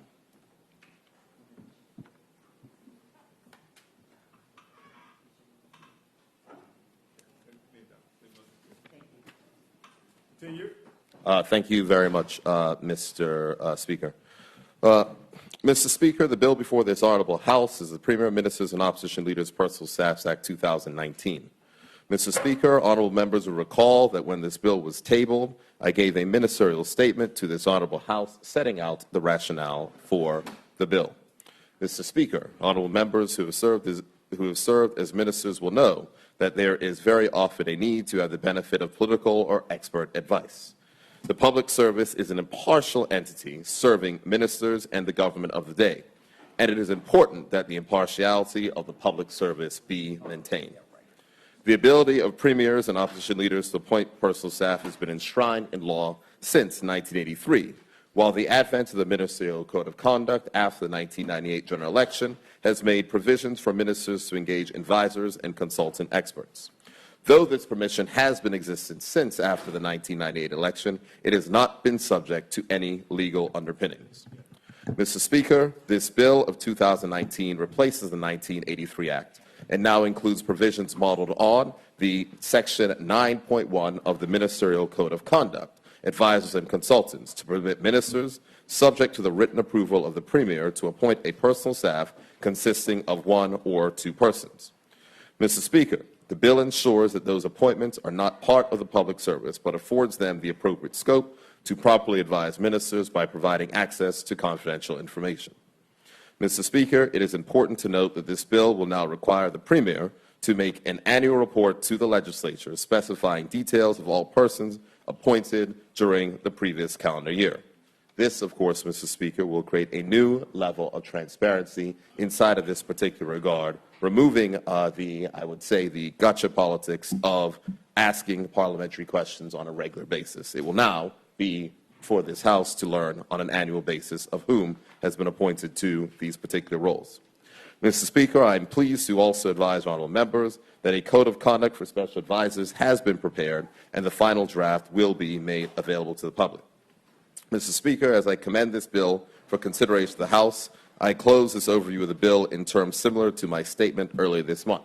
And I quote, Mr. Speaker, that Bermuda is a complex society with a delicate economy and is facing equally complex issues around economic diversification, social change, and building a fairer society.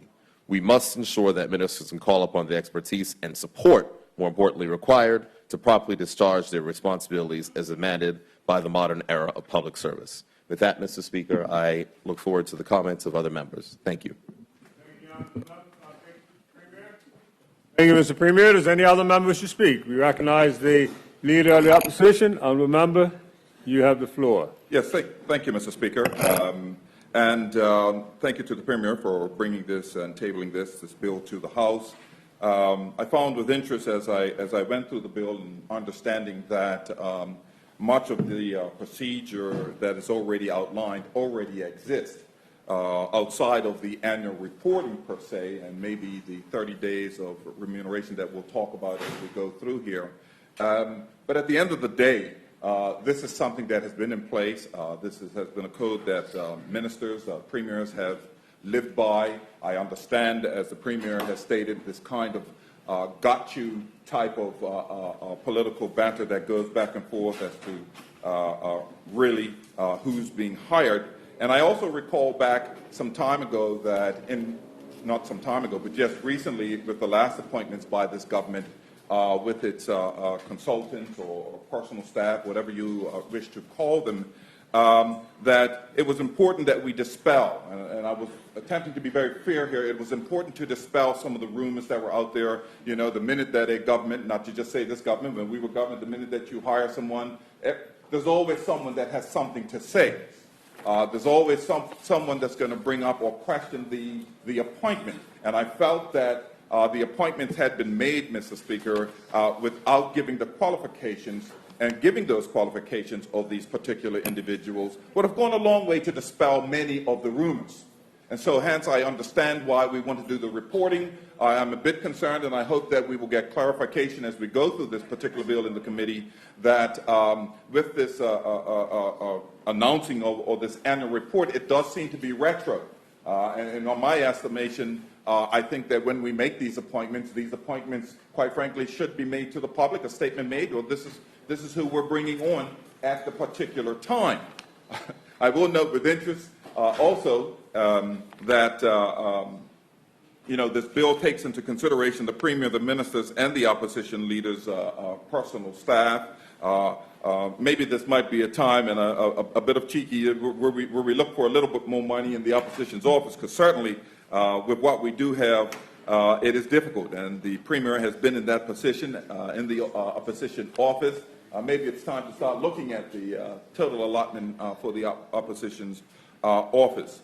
I will say, Mr. Speaker, again, that I'm still trying to understand exactly why this has to be a bill. I mean, because the procedures are already in place. And I kind of think I heard the Premier give some sort of an answer as to why, because of the rumors. But that certainly, as I said already, could be dealt with by ensuring that when these appointments are made, and when they are being given to the public at the time by the minister or by the Premier or even by the opposition office to announce that it has made this appointment. Certainly, doing it at the end of the year will create all kinds of confusion and questions that the potential of bringing someone on and they're gone within 2 months or gone within 3 months, and then you go and bring someone else. All of that will be saved to the end of the year to question, which I feel is probably not the best prudent way to go about this. Now, the Premier made a statement in this honorable chambers that I don't have the date on here. I do have the statement, but the second paragraph, it says, honorable members, this is a statement entitled Revised Construct, Consultants and Advisors, Mr. Speaker. The honorable members will recall my reference to the recommendation of the SAGE Commission, I'm quoting here, and the 2011 Civil Service Review, which recommended the creation of a ministerial private office to relieve permanent secretaries of the day-to-day tasks associated with ministers. And quite frankly, I believe that these appointments are prudent. I believe that the premise behind having personal assistants or consultants to help with the day-to-day efficiencies of the minister makes a lot of sense. The Premier can speak to the fact, as myself, when we travel, especially to the UK, we go into a room with the minister, and he's got several assistants in the room. What I did find interesting was that many of those assistants, not all of them, were staff from civil service. And if we go to the recommendations that were made by the SAGE Commission on page 33, it was interesting because the Premier quotes the fact that the SAGE Commission says to relieve permanent secretaries of the day-to-day task associated with ministers, which we agree. I think we all agree to this here. I don't want the Premier to believe that we are saying, no, this is not the route that we should go. But what I do want to clarify is what the SAGE Commission meant by when it talked about the these appointments to especially the ministers. If I could read this, Mr. Speaker. And it says here. Continue. Yes, thank you. Thank you very much, Mr. Speaker. The ministerial private office should be created to relieve permanent secretaries of the day-to-day tasks associated with ministers' needs. And quite frankly, yes, I believe that some ministers could use a little bit more help than others, quite frankly. To again quote the 2011 Civil Service Review. Now, I wasn't talking about necessarily the government itself, just governments, period. Some ministers require a bit more assistance than others. But then the Civil Service Review says this, Mr. Speaker. We believe that a private office would relieve the permanent secretary of the day-to-day managing of ministers.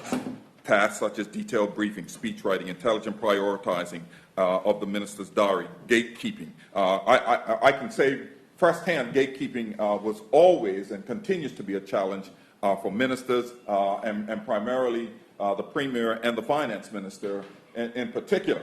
Where gatekeeping is vital in order to keep our ministers online. But then it goes on to say this here, Mr. Speaker, such a role close to a minister would be a good one for civil servants who are judged to have the potential for rapid advancement. And Mr. Speaker, the Premier has spoken in the past about looking out for those who are up and coming within the civil service regime, whereby promoting them and moving them along is something that he wishes to do. This bill in no way, as you go through it, speaks to this here, and hopefully the Premier can come back to us and say that he is actually looking at civil servants for this role. But what we have thus far seen is that that is not the case, that the Premier has continued to allow appointments to this personal staff to be made, and there doesn't appear to be any consideration considering some of the civil servants who are up and coming that could assist greatly in the effectiveness of our ministers, the Premier, the opposition as well, and the likes. And so with qualifying that, Mr. Speaker, it is important that we understand what the SAGE Commission really was attempting to say, that this was a great opportunity. If we want to look at our up-and-coming bright people within civil service, this is a great opportunity to do just that. We do not see that this is a reference within the actual bill itself, and so I'm hoping that the Premier will speak to this after several people have spoken to sum up to say that he will make it a priority of first looking at civil servants in this capacity. Because there's going to continue to be a whole lot of questions, particularly not necessarily around just the Premier, but particularly around ministers and the kinds of appointments that are actually made. And, all you have to do is walk around town and listen to folks. Everybody's a political advisor. Everybody believes that they're a political expert, and they got all kinds of things to say as to why they feel this should be done and that should be done. There isn't anything in here that speaks to the qualifying of what a political expert is or what makes those qualifications of a political advisor. It'd be nice to hear what the Premier is thinking concerning that, because not just about anybody on the street who has something to say should be brought in as a personal assistant or political advisor. There should be some qualification that speaks to the fact that this person is coming from such and such, whether it be the PLP as a government, speaking to the many years that people have been involved in politics, I don't know. But we will go a long way if we give those qualifications and satisfying the fact that people feel comfortable that this is a good appointment. Because obviously it is taxpayers' money that is going towards this here, to take care of this here. It'll be good in an objective way to ensure that there's qualifications that have been given. This bill does not speak to qualifications. It does speak to functions that should be told, but it doesn't say qualifications. And so we will get back to that in committee to see if we can get some clarification on some of these things. I mean, we already, the bill will continue to talk about conflicts of interest and the likes, Mr. Speaker, and we already see that we have an instance where an appointment has been made to a particular ministry, I don't know if it was a personal assistant or whether it was a political advisor, whatever it was in this particular ministry. We also see where this particular consultant that was brought on, a personal assistant, whatever we want to call them, goes and has an interview with the same department ministry that it's a consultant to, which clearly is a conflict on the radio station. And so, to avoid these kinds of things from happening and people getting upset, we need to ensure, just like in this House, we have to declare our interest. If there is a member who's a consultant and they have a radio show, say for instance, and they interview people, well, that they should be declaring that interest if they're interviewing people that they're a consultant for that ministry. This is a clear conflict of interest. And so to avoid these kinds of things, I'm hoping that the Premier will address these issues to ensure that they're not happening, because quite frankly, I mean, I feel like this bill is coming to place because of all of the noise. And we want to ensure that what we are doing here makes sense. It does make sense in some ways that we want to bring it to this legislature, but the whole process really has already been in place. And really being transparent about the issue goes a long way, so that we probably wouldn't have had to have even deliberate this here in the House as a piece of legislation. But be that as it may, the Premier has found it fit to be able to go ahead and bring this to the House as a piece of legislation. We will go forward. We do agree, Mr. Speaker, that the outline that is here, it does make sense. But I think that there needs to be some more qualification to some of these things. And as I said already, we'll go to some of this stuff in committee as we seek clarity on exactly what the Premier is looking to do. At the end of the day, Mr. Speaker, the Premier did say the issue really is that, and I'm paraphrasing basically here, that we want to do away with the bickering going back and forth of questions being asked. But that is not going to be resolved, Mr. Speaker, if we're going to be doing this in retro and announcing the folks that have become consultants, personal assistants to these ministers, the Premier and the opposition. It's in retro. And I think that needs to be fixed, because that is not going to, reporting it at the end of the year is not going to stop the questions. It is not going to stop us as an opposition from bringing political questions to this House about these appointments. So what we want to see is that when these appointments are made, that the minister, the Premier, the opposition makes that announcement in this House so that all are aware of these appointments. And so with that in mind, we are supporting this here. There will probably be others who have a few questions considering this here, and I will leave my comments to that. Thank you, Mr. Speaker. Thank you, Honourable Member. Does any other Honourable Member wish to speak? We recognize the Honourable Member from Constituency 23. Honourable Member Gordon Pentland, you have the floor. Thank you, Mr. Speaker. Mr. Speaker, the Westminster system of parliamentary appropriateness and party politics dictates that to the victor goes the spoils, which means that when we face a general election, the end of which there is a result and the party that enjoys the majority gets to form the government. The one thing, Mr. Speaker, and again, Mr. Speaker, let me apologize for my voice because I'm still a little hoarse and I'm still recovering from my recent surgery.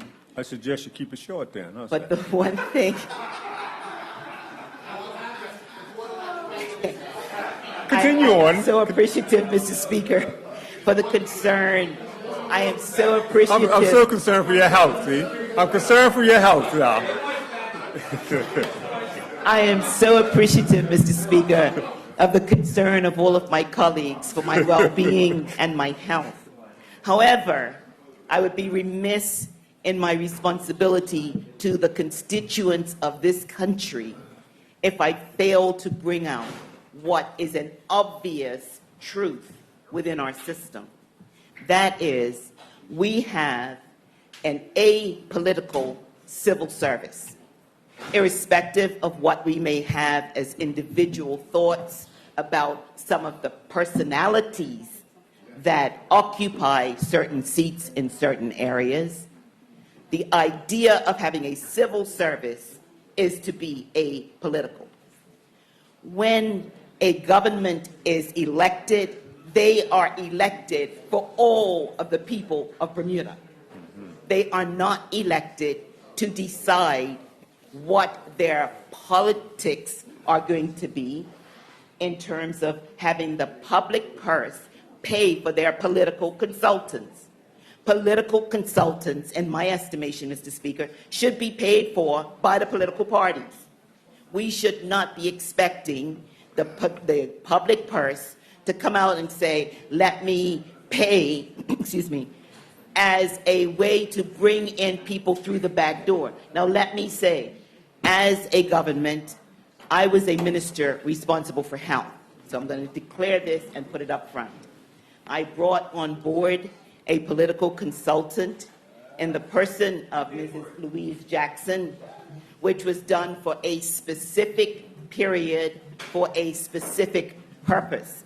What we are seeing now, and she was a party political appointment, but it was so that we as the ministers were able to get information, Now, who paid for it? It was paid for out of the public purse. But, Mr. Speaker, that individual did not have pension appended to that appointment. They did not have GEHI appended to that appointment. So while we have a bill coming very soon which talks about the costs to government, and what's happening here is that through the back door we are creating a separate level of civil service, it would appear to me, Mr. Speaker, this separate level of civil service that is costing the taxpayer. So if we were suggesting that people can be brought on for a specific period to do a specific job and that the terms and conditions are defined, I don't have a problem with that, Mr. Speaker, because I can understand not just the necessity but the wisdom of doing such. But when these people are coming on board, we heard certain members in a previous debate, not that I wish to reflect, but just by way of quick reference, Mr. Speaker, people saying that they had no health insurance and therefore they couldn't, So now we see you bring people on as a political consultant because they may not have a job, they may not have health insurance. We are now enabling people to come and feed at the public trough, Mr. Speaker, and I don't think that that's an appropriate use of public funds. I think that the civil service does a great job. I think political consultants need to be defined. I'm not saying eliminated, I'm saying defined, and that they should not be deemed to be civil servants by the back door. I believe that if we did not have the information that caused us to ask the parliamentary questions that effectively revealed the extent to which this government has brought on people to assist them in this regard and to assist people who otherwise may not even have a job to be able to have some kind of revenue, that bothers me, Mr. Speaker. When I heard the honourable member indicate he's being paid $5,000 per month for a particular function that he was performing, things like this, I don't care if they collect 12, 90, $100 million. When you're being paid as a junior minister in this House, Mr. Speaker, out of the public funds for the job that you are doing, Mr. Speaker, $5,000 on top of that seems to me to be a little bit over the top. But that's my opinion. As I said, to the victor goes the spoils. The government has a 25 to 11 majority, and they can do with that majority whatever they will. And what they've chosen to do with that majority, Mr. Speaker, is to utilize the public purse to their advantage to ensure that they are, in certain instances, bypassing the civil service. Now, I understand the the Premier, in introducing this bill, indicating that the civil service should be specific and they have work to do. and that there are ministers, as I heard my leader say, there are ministers who need a little more help than others. I think I tried to correct him, and he ignored me, but I'm going to say it. There are ministers who need a lot more help than some others, Mr. Speaker. Some are proficient, and some can use additional assistance in specific areas, Mr. Speaker. That is a known fact. I can look at minister opposite me, and I can say, if he had nobody to assist him, it'll be fine, because he'll be okay. But there are others who perhaps don't have that degree of aptitude. I wouldn't say aptitude, that's not the correct word, who don't have that degree of confidence in the work, in the job that they are required to do, that they are able to do it unilaterally without this political consultant. But, Mr. Speaker, I believe that unless we're asking people, we are now saying that we want to have somebody that when they leave, they get an extra 30 days of pay. So it's really a job for them. It's the terms and conditions under which the civil service operate, Mr. Speaker. We are saying that they are entitled to GEHI. GEHI perhaps will go on in perpetuity after they leave the civil service. They're entitled to pensions for which the government has to put in its contributing Point of order, factor. Mr. Speaker. Ma'am, if you yield for point of order. The honourable member has raised the pensions issue twice. There is nothing inside of this bill that speaks to pensions. The only thing in here is social insurance, which is required. There is a difference between pensions and social insurance. The honourable member knows that. Thank you for the clarification. I accept the clarification, Mr. Speaker, Thank because you. I don't wish to misspeak or to mislead, and I did say pensions, and I did mean to indicate social insurance. I look at social insurance because I get this little pension check every month that comes out of social insurance. I guess it's very little. It's very little, Mr. Speaker. Not even sufficient to pay my health insurance for what I get, Mr. Speaker. So I do apologize, and I certainly do not wish to mislead. But those are, when you have social insurance contributions, 50% are being paid by the employee and 50% are being paid by the employer. When you have GEHI, presumably 50% of the premium is paid by the employee, 50% of the premium is paid by the employer.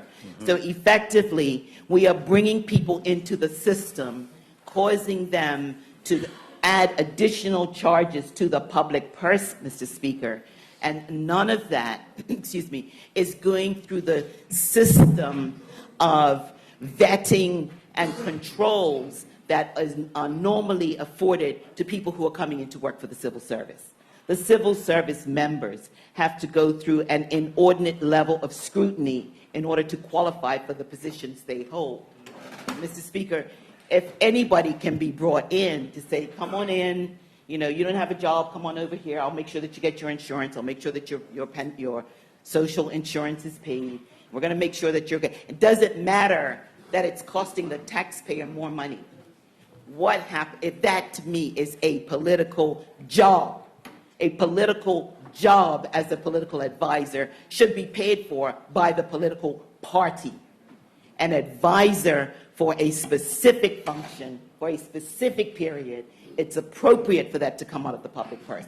But for this to go on, there's no term limits other than if the minister leaves, that the staff member coming on board, the advisor coming on board, is peculiar to that particular minister while he holds that position.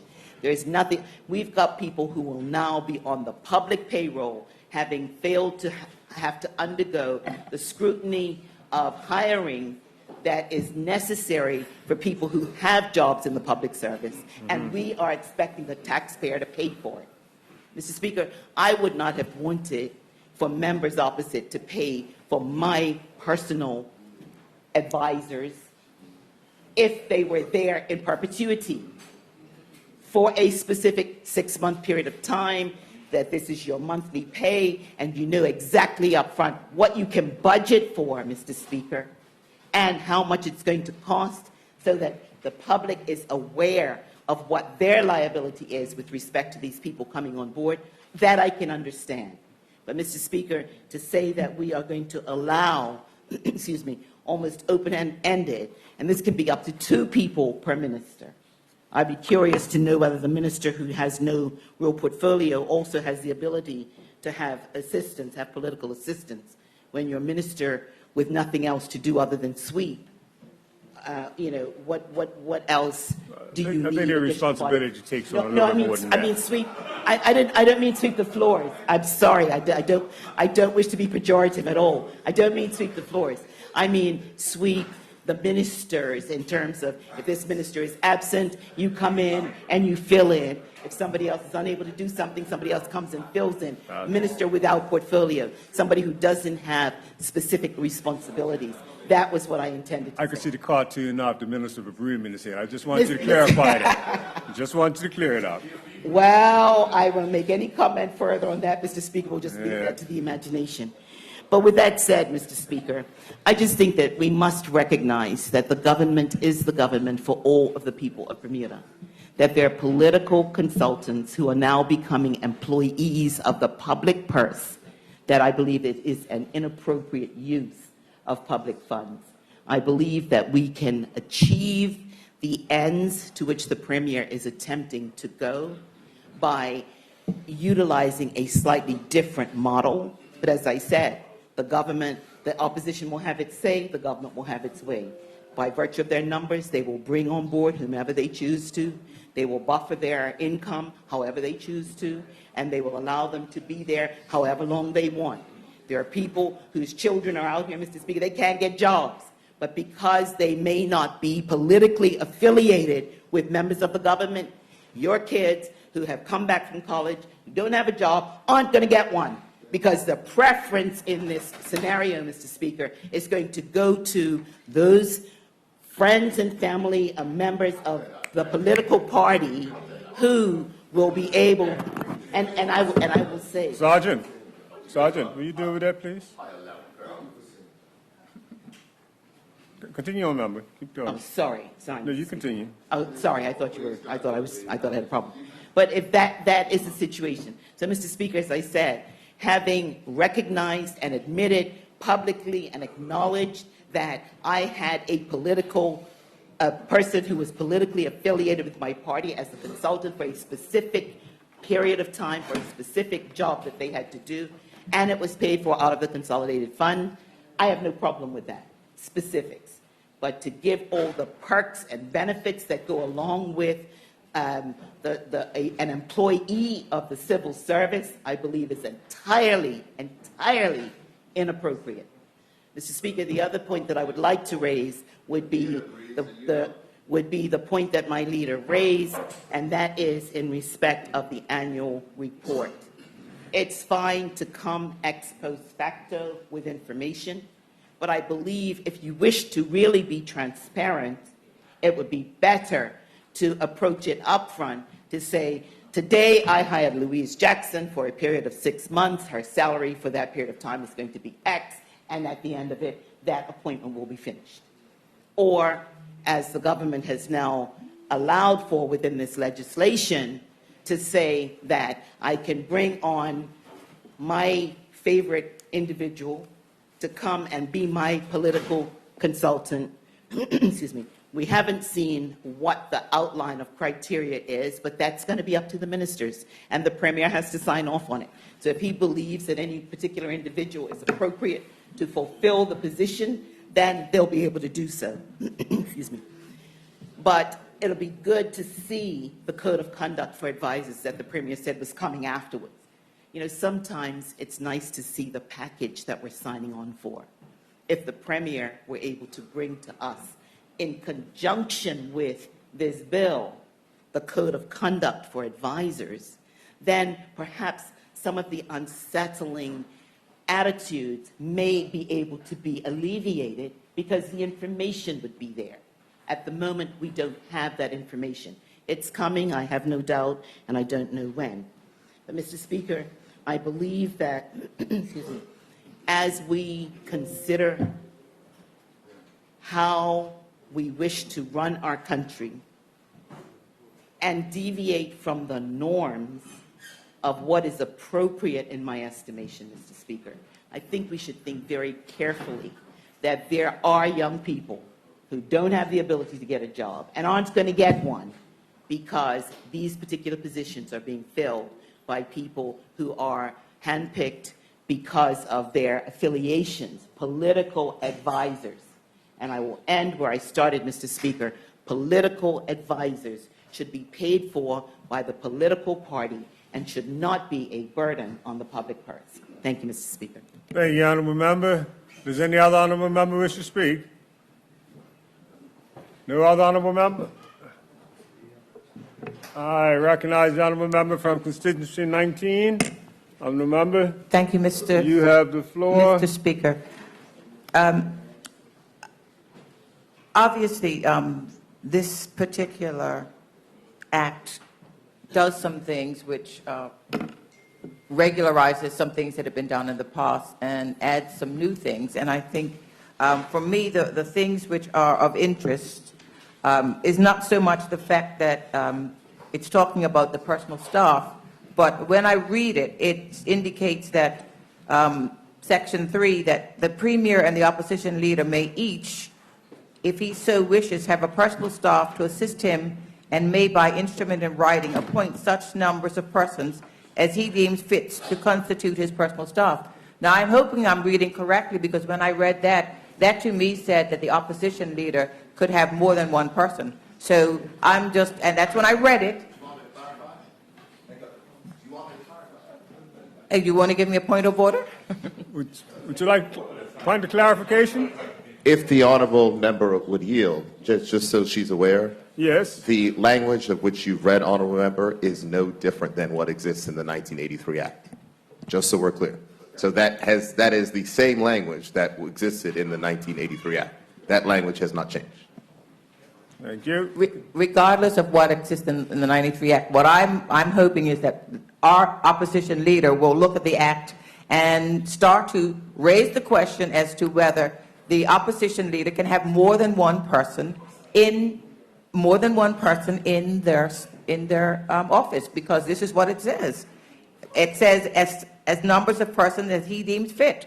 And if that's the case, recognizing that the opposition needs to be viable and that the opposition needs to be able to represent the people, then it would be good, because then recognizing that if the Premier provides the budget, because remember, all of these things go through the budget, nothing happens relating to this unless budgeted monies have been allocated. So I'm just putting the marker down that any opposition leader should recognize that this provides a question that you can ask. Now, whether the Premier of the day decides to find the funds, at least be aware that the Act seems to indicate that you can have more than one person. Now, the second thing that it relates to, and this goes down to the financial provisions, I'm mindful of the fact that if you're going to have this, it's very important that people know where to look for the staffing. And I'm a firm believer that it's important for us to know when people are brought on board, at the time they're brought on board, because then it means you know what they're doing. You can look at what they're doing as they do it to see whether the expertise is appropriate, whether the delivery on what they're supposed to do results. And then, at the end of the year, I totally agree that at that point in time, the Premier should indicate what has been spent during the year. But I think you need to do it at the time so that you can evaluate, because at the end of the year, if you suddenly realize all the people who were brought on board, you have no way of reflecting back to say, did that person deliver on what they said they were going to do? And also, that's not the time to talk about whether the expertise was there to justify their appointment.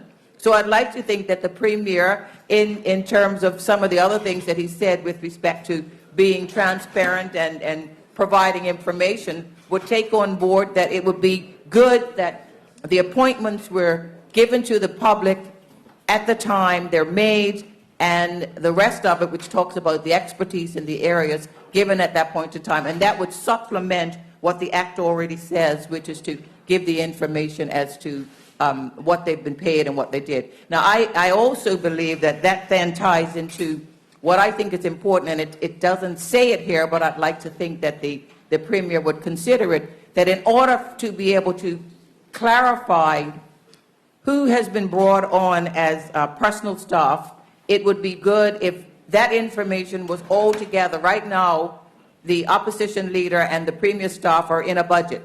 And I think it would be appropriate if everybody's money was there, because then you could look and you could actually see the money.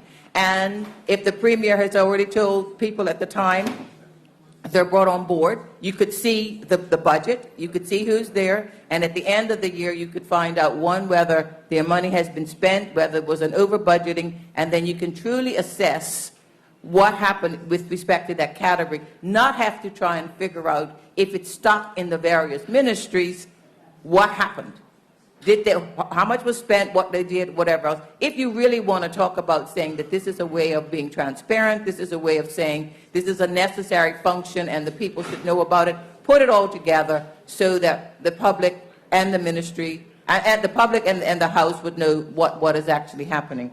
I must admit, I really do believe that, and I'm looking forward to the code of conduct for the special advisors, because I think that when this happens, as I said, this will mean that people will understand what people are doing, and then you can assess whether it's money well spent. Now, I recognize that each person, each party makes a decision on whether it's money well spent, but recognizing that it's coming out of the public purse, it is important to be able to say whether there has been a delivery of either information, a delivery of performance, which says that it justifies the special nature of either their functions, whether it be expertise or whatever else. So that's why I think the code of conduct is good, because you don't want people inadvertently, in their desire to be able to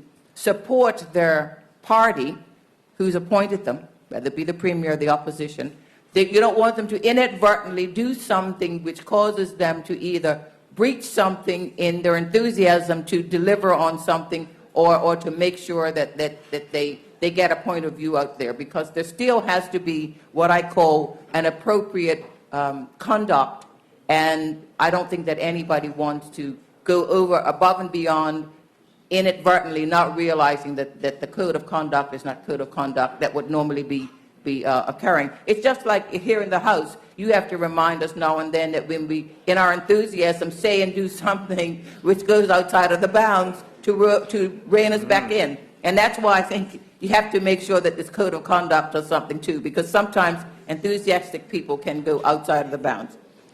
As I said, that I've already talked about reporting at the end of the year, because as I say, this retro is something that I just think flies in the face of what we want to do. I do realize, and maybe people don't appreciate the fact that although you have a civil service whose job is to carry out the policies of the government of the day, and I'm reminding everybody the civil servant's job is to carry out the policies of the government of the day, sometimes you can get people with a dilemma where they have to do things which might cause them to find it difficult to do things which their job requires. This will give whether it be the government or the opposition, this will make it easier for them to get the person that they need to either write a statement or do something according to what their policy is and their goals and objectives, and not create what I call a dilemma where someone feels that they're put in a rock and a hard place because their job actually says that they're supposed to give the best, deliver the best information, deliver the best report, etc. So I think that whether we like it or not, the reality is in an island that we have this size, it's important for us to have the ability to be able to have your particular person appointed so that they know what they have to do. I think those were generally the concerns that I had, and I would just hope that as we go forward, as I say, the leader, our leader, will take advantage of what I think is an opportunity. And in the meantime, I think my colleagues have covered the other concerns with respect to making sure that people have the expertise. I'm very pleased that there's this thing about the conflict of interest. But as I say, if you have the code of conduct, that should make it easier for people not to do things which create a conflict of interest, because it should be very clear in terms of what people do. But also, I think it should make it easier for ministers not to appoint people who into areas where they might find themselves having a conflict of interest, because it's drawing everybody's attention to what things should and should not occur. So with those comments, Mr. Speaker, I will take my seat. Thank you, honourable member. Does any other honourable member wish to speak? We recognize the honourable member Simons. Honourable member, you have the floor. Thank you, Mr. Speaker. I will be very brief. Generally, I think the legislation has merit. My colleagues have addressed most of the issues. But my question evolves around remuneration packages. The question that I have, obviously, we can have different types of consultants. We could have a communications consultant. We could have a research advisor. We could have a chief of staff. And all of those consultants have various degrees of technical skills and abilities.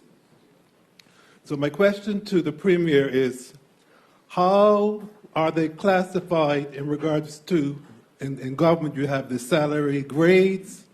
Will that salary grade apply to these special employees or consultants, so that there is some framework in place to ensure that the salaries are adequate, they fall within a reasonable guidelines, and that the government gets value for money? I would suspect that a chief of staff may make more than a research analyst that will be engaged by the opposition leader. So if the minister could speak to how he arrives at the salaries or at the fees charged for the consultants, and are they in line with other guidelines that exist that are similar to the salary grades within government? Thank you, member. Does any other member wish to speak? To recognize the opposition whip. Honourable member, you have the floor. Thank you, Mr. No Speaker. I am cautiously optimistic with the implementation of this bill. My focus today is really to dig a little deeper into the actual functioning of the personal staff. So in a sort of perfect world, we would have very clear guidelines and a very clear framework on the responsibilities of our various subject matter experts within the civil service. And as we are beginning to build out the framework and structure around the higher levels of office, such as the Premier's personal staff and Minister's personal staff, this is an opportunity for us to be very transparent and very structured in our approach. So in my understanding, the personal staff, whether they're political advisors or policy analysts, are really there to provide the direction and accountability for not only the political strategy of the government, but also the implementation of policy and making sure that what a minister or a premier may put in place as a policy is actually carried out, and that it is reported back to the premier. So if we are going to go down that road, then I'm highly supportive of the implementation of this bill today, because I do believe that it is important for the higher office to have political advisors who will make sure that the Premier, the ministers are staying on direction, that whatever their strategy and their mandate is, that is being carried out. I mean, it is what it is. Other governments do it. This isn't unusual, but the important part is not to have political advisors or policy analysts who are going to come in and don't have the subject matter expertise or the qualification to be able to carry out those duties, because they are oftentimes going to be difficult. Sometimes the policy analyst might be in a position where they have access to something like a cabinet paper, and they may be the ones that are actually coming up with suggested policies to be presented to the Premier, who may then take them to Cabinet. So it's a very high-functioning position. If you're going to go that route, the qualifications of the people who have those roles need to match the level of seniority and responsibility of the task at hand. Now, I noticed that in my research, there have been, with the hiring of consultants, and in particular, I'm looking at a very recent advertisement promotion for a consultant for education, that there was an in-depth article was made public on not only the qualifications of the consultant or consultancy, but also the terms of which they would be employed, what they would be tasked to carry out, and a time frame from which to get it done.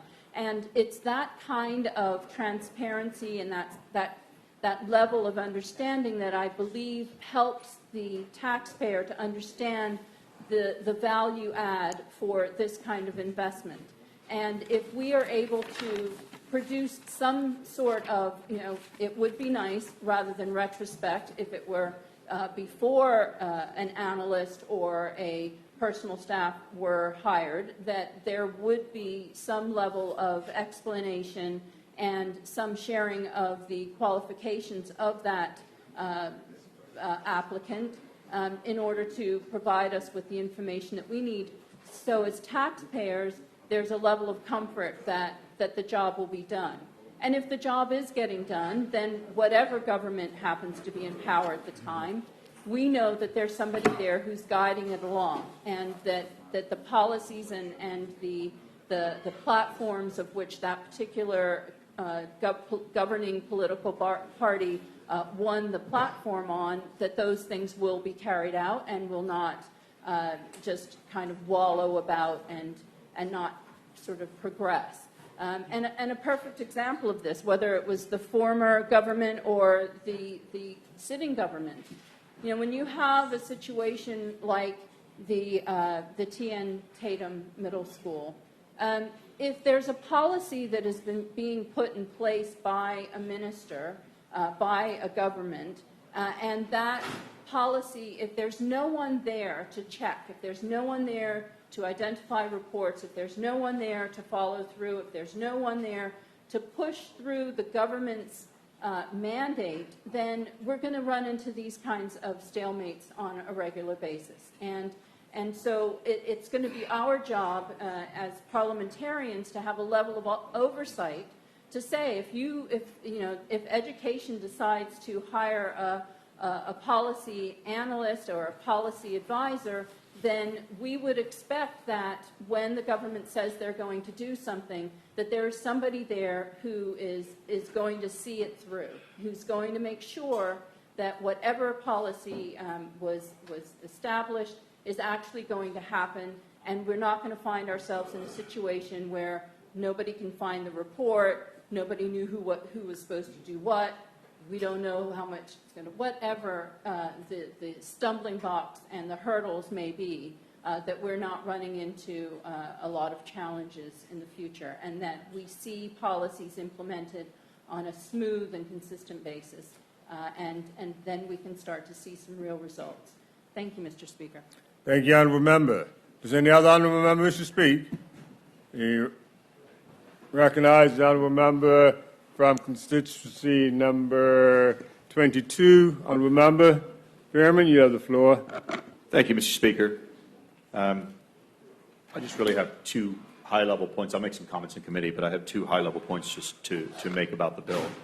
The first relates to the issue of good governance, and the second to the issue of financial expenditure. As to the first, the Deputy Premier earlier this week gave a speech to a gathering of ombudsmen from the Caribbean in which he reaffirmed the PLP government's commitment to good governance, transparency, and allowing the public to know what's happening. And I commend him for that speech, and I hope that this bill will be modified to take into account that pledge made by the Deputy Premier earlier this week, or reaffirmed. This bill's about really how government works. And one of the benefits of the Westminster-type system and British and Commonwealth governments is that we have an independent civil service. And yes, there are political appointees, and we see that in other jurisdictions. And this does happen, and it is what I would describe as a necessary evil.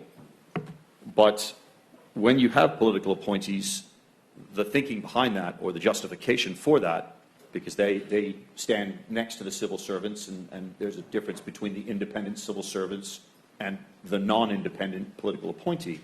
When that person is standing there, or in this case persons, because the bill envisages up to 2 for each minister, it's supposed to be that person providing some level of particular expertise to the minister or to the premier.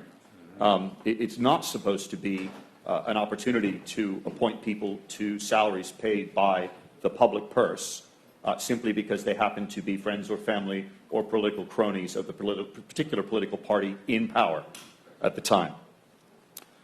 So it is a necessary evil, but we do need to be careful about surrounding ministers with political advisors who are paid by the taxpayer and who can have a detrimental effect on the other independent civil servants who are trying to do their job properly with independence. So with that warning, and if I could also adopt a comment made by the honourable member Jean Atherton earlier, which is that it would be beneficial, if we are really pursuing good governance, to see a code of conduct produced for these individuals. And there's no reason why that shouldn't be so. If anything, these political consultants, political appointees, may well have more influence over the relevant minister than the independent civil servant professional. And so why shouldn't they have a code of conduct that applies to them? Turning to the second point, Mr. Speaker, the financial consideration. With respect, and I recognize the motivation behind the bill, but is this really the best time to be using the people's money to expand the entourage of the Premier? Is this really the best time to be using the people's money to be giving paid political consultancy roles, 1 or 2, for each, presumably each of the 10 ministries? I respectfully suggest that it is not the best time, and I think it's a bold move by the current government to bring this bill. But on the head be it. Other than that, Mr. Speaker, I'll speak in committee. Thank you. Thank you, honourable member. Does any other member wish to speak? I recognise the honourable member from constituency 9, honourable member Monis. You have the floor. Thank you, Mr. Speaker.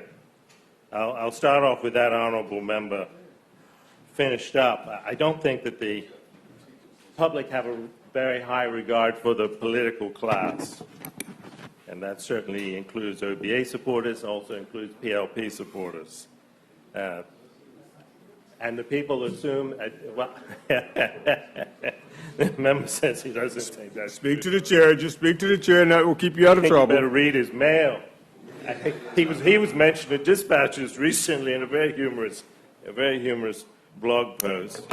But I think they're out of touch if they don't realize that the public are not in favor of spending on large entourages for politicians. And I know that, you know, as a member who spoke before me, the honourable learned member,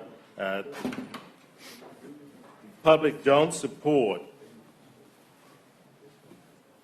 politicians having larger and larger entourages. This country is in economic trouble. We all know that. We've got a huge national debt. We're paying interest on the national debt that's, you know, over $100 million per year.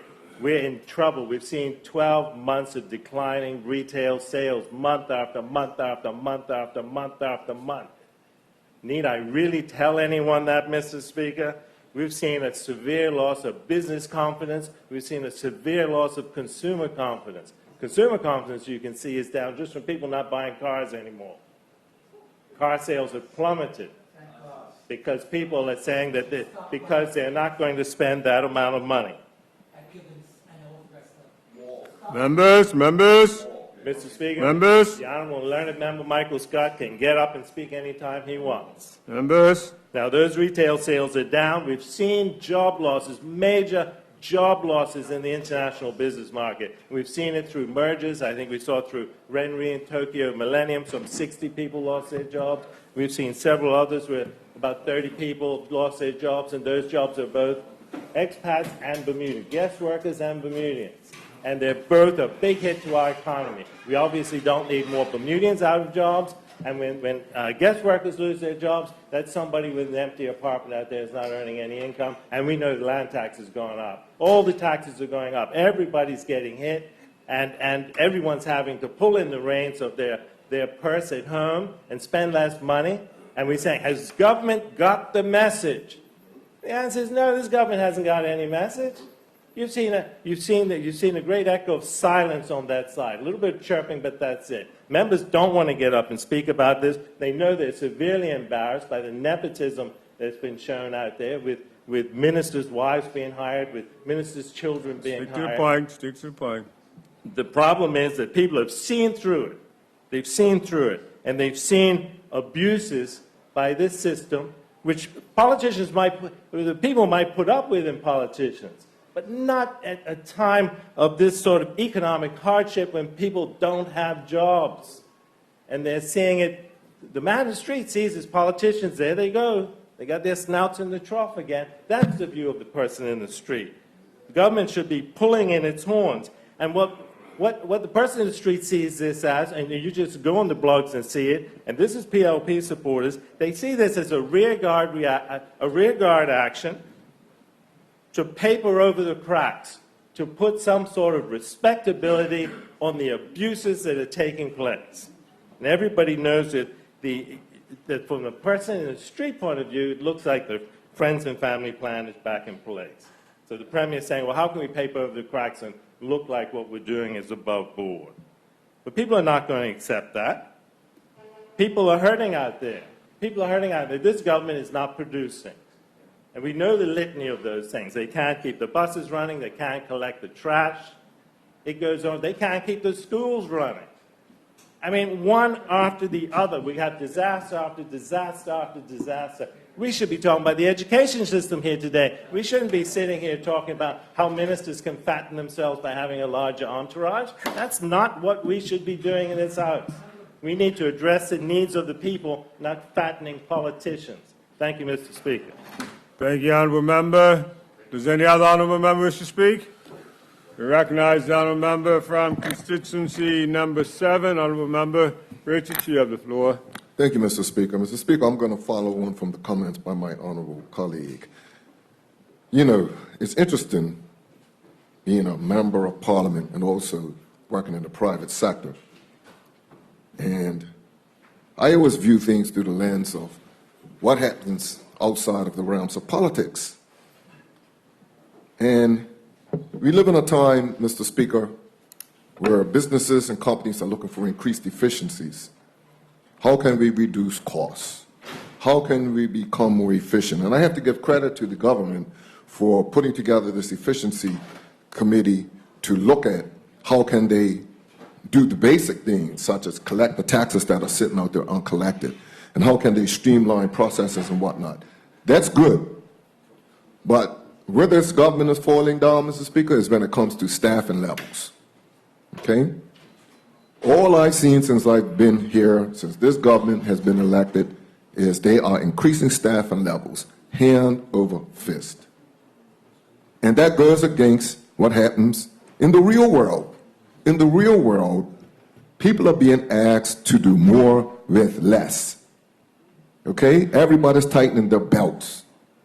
The government lives in this alternate reality where they do the exact opposite.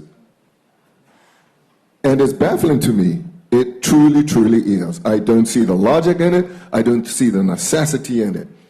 Now, Mr. Speaker, I was a minister. And when I was made a minister, I was told by my PS, first day, you know, minister, you can hire a consultant, you can hire 2 consultants, you can do this and do that and do the other. And Mr. Speaker, my personal view was like, if I need somebody to come in and assist me, other than my permanent secretary, and a whole room full of civil servants that are out there, you know, something's wrong with this process. And I said, I don't need a consultant. And it's the same reason why I didn't drive a GP car. I never drove a GP car. And it's a little thing, but it's a big thing to the people of Bermuda that, like my honorable colleague said, have a very tarnished, terrible opinion of all politicians. We're all being labeled. as fat cats who don't care about the small guy, who lie, who are hypocrites, who backtrack on what they say. We all know that's what's out there. And I heard one honorable member say, that's what they say about me, that's what they say about all of us. And you know it to be true. You read the blogs just like I do. We have to do better as politicians. So when I see a bill before us that is not new, it's not doing anything but formalizing a process that's already in place that's being abused. This is called backfilling, okay? The Progressive Labor Party got caught out because of what was revealed about their consultants and people that they're hiring and people that they're rewarding because they are supporters of the Progressive Labor Party, they're mouthpieces for the Progressive Labor Party, and they're being rewarded financially. So I have questions with this legislation. It's already shown that sitting members of parliament are going to be employed as consultants and paid extra. So you're going to use this to bolster the pay of an MP who probably feels that he's not paid enough.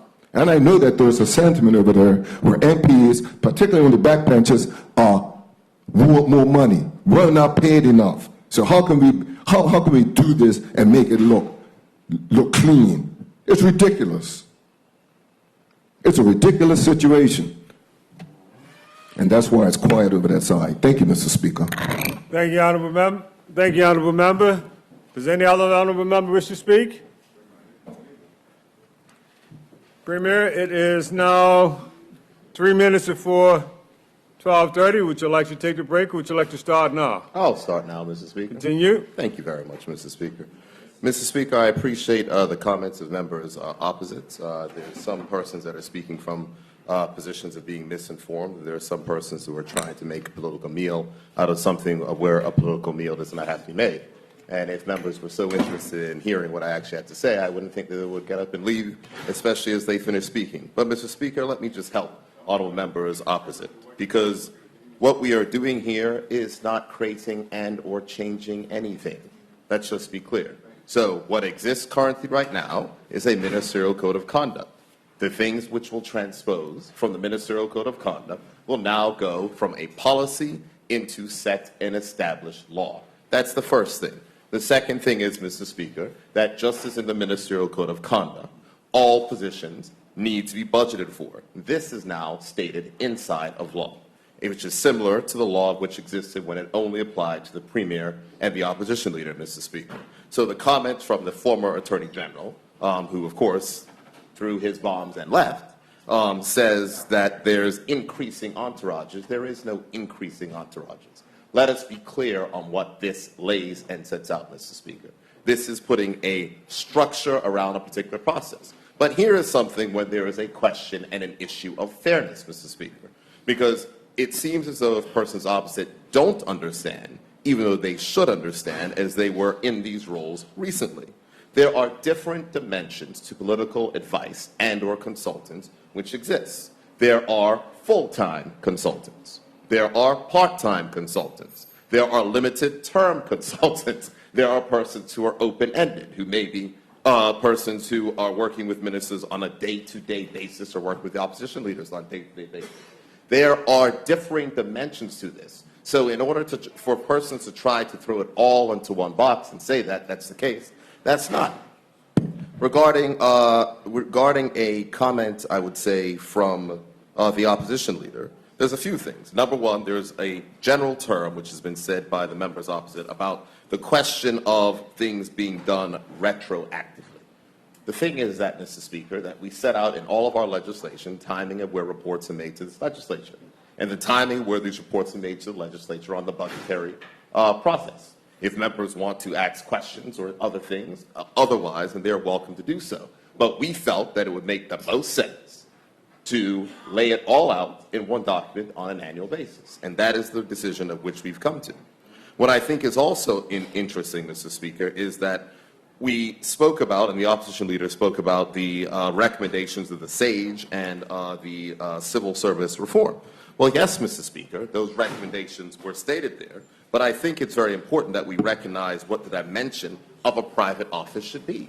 Private offices are not just private offices are not just, I would say private offices are not just the person assisting the minister directly or the premier, but they could be multiple dimensions to that. So there was a suggestion that, that there are public officers that should be used inside of these. Let me assist you at the time right now. Oh, you don't want me to just finish, Mr. Speaker? Because I'll be about 2 minutes. Would you like to move? I was about to ask you, are you going to be short, or would you like to move to committee before lunch? I would if I could, Mr. Speaker. Okay, well, we'll let you continue your moves to committee before lunch. Thank you very much, Mr. Speaker. Thank you. Mr. Speaker, because there was a discussion about, whether or not civil servants should be involved inside of this as well. But here's the thing, Mr. Speaker. So in my office, I have a public officer who's assisting me, because there was a public officer that was found that was very good and could assist. But just to be clear, Mr. Speaker, even that was criticized by the other side.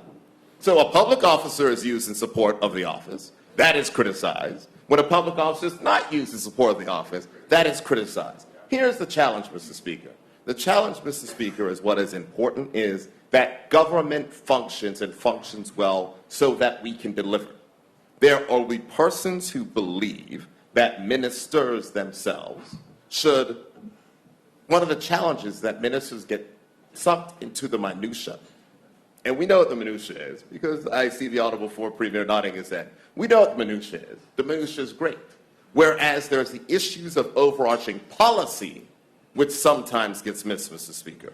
And so for this, I think it's important to recognize that inside of what it is that we're doing here, Mr. Speaker, there is very little change except for formalizing a process and putting it in law.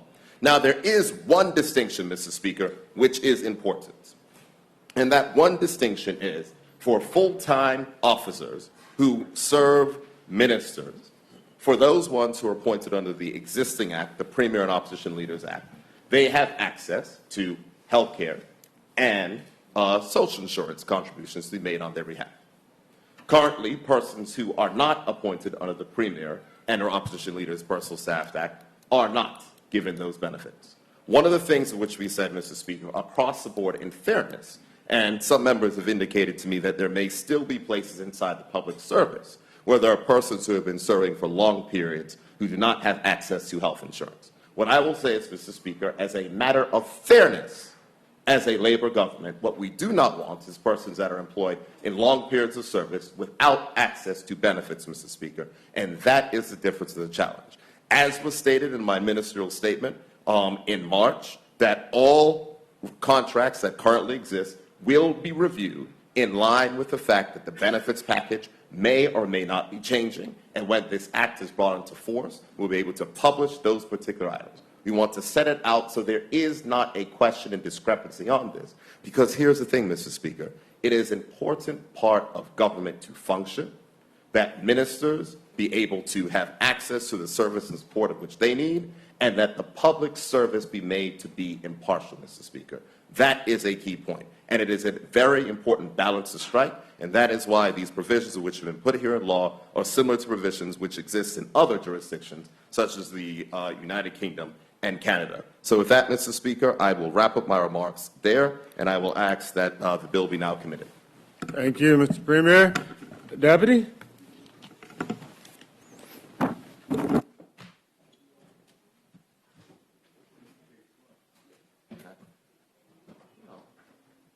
Mr. Premier, it's at that time. You want to move that we move to lunch?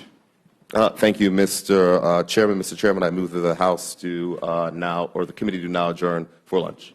We will return at 2 o'clock and go into full committee. House adjourned.